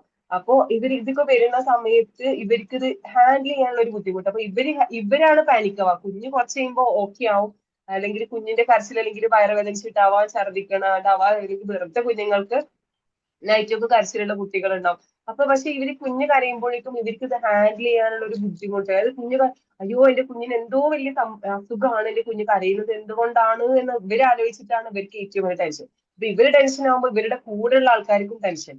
അപ്പൊ ഇവരെല്ലാം നമ്മൾ സമാധാനിപ്പിക്കുക എന്ന് പറയുന്നത് വലിയൊരു കാര്യമാണ്. കാരണം ഇത് ഇന്നത് കൊണ്ടാണ് കുഞ്ഞ് കരയുന്നത് എന്നുള്ളത് നമ്മൾ അവർക്ക് മനസ്സിലാക്കി കൊടുക്കണം. ഇത് ഓക്കെയാണ്, കുഴപ്പമൊന്നുമില്ല, നീ റിലാക്സ് ആയിക്കോ എന്നുള്ളത് അവർക്ക് ആക്കണം. പിന്നെ നൈറ്റ് ഉറക്കം കിട്ടാതെ ആകുമ്പോൾ പകല് മൊത്തം ഇവര് ഇറിറ്റേറ്റഡ് ആയിരിക്കും. വരുന്നവരോടും ഹസ്ബൻഡിനോടും എല്ലാവരോടും ദേഷ്യം കാര്യങ്ങൾ, ഇതൊക്കെ ഓരോ ദിവസം മദറിന്റെ ഓരോരോ ഇമോഷൻസ് മാറിക്കൊണ്ടേയിരിക്കും എന്നുള്ളതാണ്. പക്ഷെ ഇതൊക്കെ പോസ്റ്റ്മോർട്ടം ബ്ലൂസ് എന്തായാലും 2 വീക്സ് 3 വീക്സ് ഉണ്ടാവും. അത് കഴിഞ്ഞിട്ടും ഇതേപോലൊക്കെ തന്നെ ബോഡിയൊക്കെ പെയിൻ ഒക്കെ ഓക്കെ ആയി കഴിഞ്ഞു കഴിഞ്ഞാല് ഒരുവിധം പേഷ്യൻസ് ഇത് ഓക്കെ ആവും. ഇതിലൊന്നും ഓക്കെ ആവാതെ ഇതിനൊക്കെ ഇങ്ങനെ സപ്രസ് ചെയ്ത് വെച്ചിട്ട് കുറച്ച് കഴിയുമ്പോഴാണ് അത് വയലന്റ് ആയിട്ട് ഇത് പുറത്തേക്ക് വരിക. ആ ഒരു സമയത്ത് ഇതിനെ റിയലൈസ് ചെയ്തിട്ട് കറക്റ്റ് ആയിട്ടുള്ള മെഡിക്കേഷൻ കൊടുക്കുക, അല്ലെങ്കിൽ അതിനുള്ള ട്രീറ്റ്മെന്റ് കൊടുക്കുക എന്നുള്ളതാണ് മെയിൻ ആയിട്ട് വരുന്നത്. അതിനെ റിയലൈസ് ചെയ്യുക, സപ്പോർട്ട് ചെയ്യുക, ചേർത്ത് പിടിക്കുക. അപ്പൊ ഓക്കെ, വേറെ ആർക്കെങ്കിലും എന്തെങ്കിലും പറയാനുണ്ടോ? മാം എനിക്ക് 2 കുട്ടികളാണ്. എനിക്ക് സിസേറിയൻ ആയിരുന്നു. അപ്പൊ ഫസ്റ്റ് കുട്ടി ഉണ്ടായിരുന്ന സമയത്ത് ഇതുപോലെ എന്താണ്, ഇപ്പൊ സിസേറിയൻ ആകുമ്പോൾ നമ്മളൊരു 5 days ഒക്കെ കഴിഞ്ഞിട്ടായിരിക്കുമല്ലോ ഹോസ്പിറ്റലിൽ നിന്നൊക്കെ ഡിസ്ചാർജ് ആവാം. അപ്പൊ ഞാൻ എന്നിട്ട് എന്റെ ഒരു എക്സ്പീരിയൻസ് ആണ്. ഫസ്റ്റ് കുഞ്ഞിനായിരുന്നു കേട്ടോ, 2ാമത്തേനൊന്നും കുഴപ്പമുണ്ടായില്ല. വീട്ടിൽ വന്നു കഴിഞ്ഞപ്പോ പിന്നെ എന്താണ്, ഞാൻ കുട്ടിയുടെ അടുത്ത് കിടക്കാൻ എനിക്ക് വലിയ താല്പര്യമില്ല. എന്ന് വെച്ച് കഴിഞ്ഞാല് ഫീഡിങ്ങും കാര്യങ്ങൾക്കൊക്കെ ഞാൻ കിടക്കും. അത് കഴിഞ്ഞാൽ ഞാൻ വേറെ റൂമിൽ പോയി കിടക്കും. അങ്ങനെയായിരുന്നു. അപ്പൊ ഹോസ്പിറ്റലിൽ നിന്ന് വീട്ടിൽ വന്നപ്പോ ഭയങ്കര സന്തോഷമായി. അവിടെ കുട്ടിയുടെ അടുത്ത് തന്നെ ഫുൾ ടൈം കിടക്കണല്ലോ, പെയിനും കാര്യങ്ങളൊക്കെ ആയിട്ട്. അപ്പൊ വീട്ടിൽ വന്നപ്പോ എന്താണ്, കുട്ടിക്ക് ഫീഡ് ചെയ്യാനും കാര്യങ്ങൾക്കൊക്കെ കിടക്കും. അത് കഴിഞ്ഞാൽ പിന്നെ ഞാൻ കുട്ടി ഉറങ്ങി കഴിഞ്ഞ് ഞാൻ പോയി വേറെ റൂമിൽ കിടക്കും. അപ്പാന്ന് വെച്ച് കഴിഞ്ഞാല് അപ്പൊ ഈ നമ്മുടെ നോക്കാനായിട്ടുള്ള സ്ത്രീ ഉണ്ടാവല്ലോ, അപ്പൊ അവരിങ്ങനെ പറയും ഇത് എന്തൊരു ഉമ്മ എന്നൊക്കെ പറയും. പക്ഷെ എനിക്ക് കുറച്ച് ദിവസം ഉണ്ടായിരുന്നുള്ളൂ കേട്ടോ അങ്ങനത്തെ ഒരു എക്സ്പീരിയൻസ് ഉണ്ട്. അപ്പൊ അവര് പറയുന്ന കേൾക്കുമ്പോ നമുക്ക് വിഷമാവും, നമ്മളെന്തോ തെറ്റ് ചെയ്യണോ അങ്ങനെയൊക്കെ ഒരു തോന്നും. പക്ഷെ എന്തോ എനിക്ക് തീരെ വേറെ റൂമിൽ പോയി എടുക്കുമ്പോൾ ഭയങ്കര ഒരു ആശ്വാസം തോന്നും. അങ്ങനെ കുറച്ച് ദിവസം ഉണ്ടായിരുന്നുള്ളൂ. പിന്നെ രണ്ടാമത്തെ കുട്ടിക്കൊന്നും അങ്ങനത്തെ പ്രശ്നം ഉണ്ടായിരുന്നില്ല. പിന്നെ എന്താന്ന് വെച്ച് കഴിഞ്ഞാല് നമുക്ക് ഡെലിവറി കഴിയുമ്പോ കുഞ്ഞുങ്ങളിലേക്കാണല്ലോ എല്ലാവരുടെ കെയറും സ്നേഹവും ഒക്കെ ശ്രദ്ധയൊക്കെ പോകുന്നത്. കുഞ്ഞിങ്ങനെ ഇരിക്കണം, കുഞ്ഞിനെ അങ്ങനെയാണ്, കുഞ്ഞിനെ അങ്ങനെ ചെയ്യണം, കുഞ്ഞിനെ എങ്ങനെ ചെയ്യണം.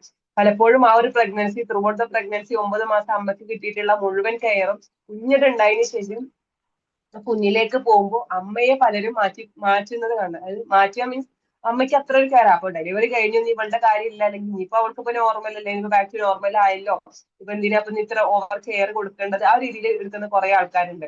പിന്നെ എന്താണെന്ന് വെച്ച് കഴിഞ്ഞാല് ഇപ്പൊ മാമിന്റെ എക്സ്പീരിയൻസ് പറഞ്ഞപ്പോ തന്നെ സിസേറിയൻ, ഇപ്പോ എന്റെ ഒരു എക്സ്പീരിയൻസ് ആണ്. എന്റെ ഫസ്റ്റത്തെ ഡെലിവറി ഞാൻ കംപ്ലീറ്റ് ചെയ്ത, ഒരു കുഴപ്പമുണ്ടായിരുന്നില്ല. പ്രഗ്നൻസിയിൽ എനിക്ക് യാതൊരു പ്രശ്നമൊന്നും ഉണ്ടായിരുന്നില്ല. അപ്പൊ എന്തായാലും നോർമൽ ഡെലിവറി ആവും എന്നുള്ള ആ ഒരു മൈൻഡിൽ അങ്ങനെ പോവായിരുന്നു. പക്ഷെ എനിക്ക് കുറച്ച് ഫിസിക്കൽ ഇഷ്യൂസ് ആ സമയത്ത് വന്നതുകൊണ്ട് തന്നെ ഓപ്പൺ ആവാനുള്ള ബുദ്ധിമുട്ട് വന്നുകൊണ്ട് സഡൻ ആയിട്ട് എനിക്ക് സിസേറിയൻ ചെയ്യേണ്ടി വന്നു. പക്ഷെ ആ ഒരു നോർമൽ നമ്മുടെ സൊസൈറ്റിയിലുള്ള ആ ഒരു ചിന്താഗതി ഉണ്ടല്ലോ, ഒരു 7 വർഷം സോറി ഒരു 7 വർഷം മുന്നേ ഉള്ള ഞാനും ഇപ്പൊ ഞാൻ ഇത് പറയുന്നത് ഞാൻ തമ്മിൽ ഒരുപാട് ഡിഫറൻസ് ഉണ്ട്. അപ്പോ ആ ഒരു അന്നത്തെ ഒരു ഇതിലറിയുമ്പോൾ നമുക്ക് എക്സ്പീരിയൻസ് ഇല്ല, മീൻസ് എനിക്ക് സിസ്റ്റേഴ്സ് ഇല്ല, ഇത് പറഞ്ഞു തരാൻ എനിക്ക് ഒരുപാട് ഒരാളില്ല. നമ്മൾ എത്ര എഡ്യൂക്കേറ്റഡ് ആണെന്നുണ്ടെങ്കിലും ഇതൊരു തരം ഒരു വല്ലാത്തൊരു പ്രോസസ്സിംഗ് ആണല്ലോ ഈ ഒരു മദർഹുഡ് എന്ന് പറയുന്നത്. അപ്പോ സഡൻ ആയിട്ട് നോർമൽ ഡെലിവറി ആവും എന്ന് പ്രതീക്ഷിക്കുന്നിടത്ത് സഡൻ ആയിട്ട് സിസേറിയൻ ആയി കഴിഞ്ഞപ്പോ ഞാൻ അനുഭവിച്ചിട്ടുള്ള ഒരു മെന്റൽ ട്രോമ. അതായത് ഇത് പൊതുവെ നമ്മുടെ നാട്ടിലൊക്കെ ഉള്ള ഒരു കൺസെപ്റ്റ് ആണ്, സിസേറിയൻ എന്ന് പറയുന്നത് ഒരു ബാഡ് തിങ് ആണ്, അല്ലെങ്കിൽ സിസേറിയൻ ചെയ്യുന്ന മദേഴ്സ് പറയുന്നത് ഒരു ബാഡ് മദർ ആണെന്നുള്ളത്. അപ്പൊ ആ ഒരു അത് കേൾക്കേണ്ടി വരുന്ന ഒരു മദർ എന്ന് പറയുമ്പോ അവര് ചെയ്തിട്ടുള്ളത് ഏറ്റവും വലിയ തെറ്റാണ് സിസേറിയൻ, അല്ലെങ്കിൽ ഈ ഒരു കുഞ്ഞിനോട് അല്ലെങ്കിൽ ഒരു സ്വന്തം ചെയ്തിട്ടുള്ള ഒരു തെറ്റാണ് ഈ സിസേറിയൻ എന്നുള്ള ഒരു കൺസെപ്റ്റിലേക്ക് ഇതിന്റെ ചുറ്റുമുള്ള ഒരു ആൾക്കാര് പറയും. ആ സിറ്റുവേഷനിലൂടെ കടന്നു പോകുന്ന ഒരു മദർ എന്ന് ആലോചിച്ച് നോക്കൂ. വെറുതെ കരയും. ഇപ്പൊ കുറച്ച് കാര്യങ്ങളൊക്കെ ഞാൻ തന്നെ എക്സ്പീരിയൻസ് ചെയ്തിട്ടുണ്ടെന്ന് എനിക്ക് പറയാം. വെറുതെ ഇങ്ങനെ കിടക്കുമ്പോ കണ്ണിന്ന് ഇങ്ങനെ വെള്ളം വരും, എന്തിനാണെന്ന് പോലും അറിയണ്ടല്ലോ. പക്ഷെ ആകെയുള്ള ഗിൽറ്റി ഫീലിംഗ് സിസേറിയനായി. അതിൽ നിന്നും പുറത്തു വരാൻ എന്തുകൊണ്ട് സിസേറിയൻ ആയി എന്നൊന്നും ചിന്തിക്കൂല. അതിനൊരു എമർജൻസി സിറ്റുവേഷൻ വന്നത് കൊണ്ടാണ് എന്ന്. കാരണം നമ്മൾ മെന്റലി അത്രയും വീക്കായിരിക്കും, ഹോർമോണിലൊക്കെ വീക്കായിരിക്കും. ആ ഒരു രീതിയിലേക്ക് ചിന്തിക്കാൻ നമ്മുടെ ബ്രെയിന് പോലും വീക്കായിരിക്കും.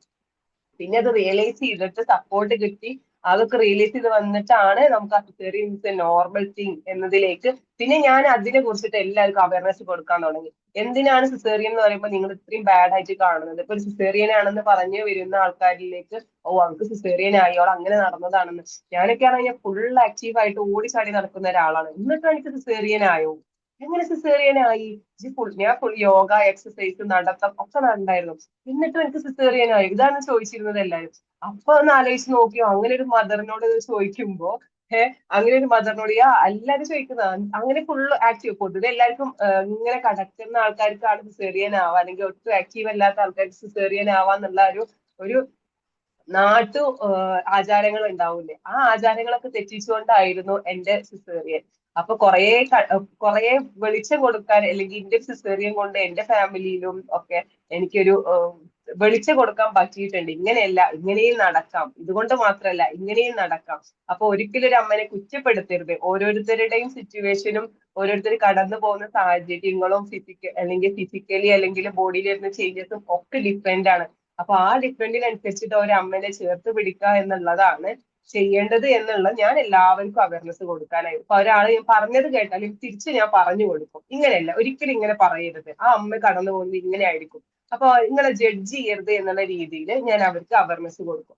അപ്പൊ എനിക്കിപ്പോ ഭയങ്കര ഇഷ്ടമുള്ള ഒരു കാര്യമാണ് ഈ അമ്മമാരെ കേട്ടിരിക്കുക, അവർക്ക് അവയർനെസ് കൊടുക്കുക, അവരെ ഹെൽപ്പ് ചെയ്യുക, അവരെ ചേർത്ത് പിടിക്കുക, അവരെ ഇമോഷൻസിൽ ഒരു താങ്ങാവാന്നുള്ളത് എനിക്ക് ഭയങ്കര ഇഷ്ടമുള്ള ഒരു കാര്യം. ഇപ്പൊ ഡെയിലി ഞാൻ ചെയ്തുകൊണ്ടിരിക്കുന്ന ഒരു കാര്യമായിരിക്കാം അമ്മയും കുഞ്ഞിനെയും നോക്കുക ഒക്കെ. പക്ഷെ ഇപ്പൊ എനിക്ക് ഭയങ്കരമായിട്ട് എനിക്ക് ഇഷ്ടമാണ്. ഇപ്പൊ നമ്മൾ സ്വന്തം ഹോസ്പിറ്റൽ ആയതുകൊണ്ട് ആ ഒരു ഹോസ്പിറ്റലിൽ ആയതുകൊണ്ട് പേഷ്യന്റിനെ നോക്കുക എന്നതിലേക്ക് അപ്പുറം നമുക്കതൊരു ഇഷ്ടപ്പെട്ട് നമുക്കൊരു പാഷനായിട്ട് അവർക്ക് ഹെൽപ്പ് കിട്ടേണ്ട സമയത്ത്, കാരണം നമ്മൾ അനുഭവിച്ചിട്ടുള്ള സിറ്റുവേഷൻസ് നമുക്കറിയാം. അപ്പൊ അതേപോലെ കടന്നു പോകുന്ന ഒരു അമ്മയ്ക്കും ആ ഒരു ഇതിൽ നമ്മൾക്ക് നല്ലൊരു കെയർ കൊടുക്കാൻ പറ്റുക, നമുക്ക് ചേർത്ത് പിടിക്കാൻ പറ്റുക എന്ന് പറയുന്നത് നമുക്ക് കൊടുക്കാൻ പറ്റുന്ന വലിയൊരു കാര്യം.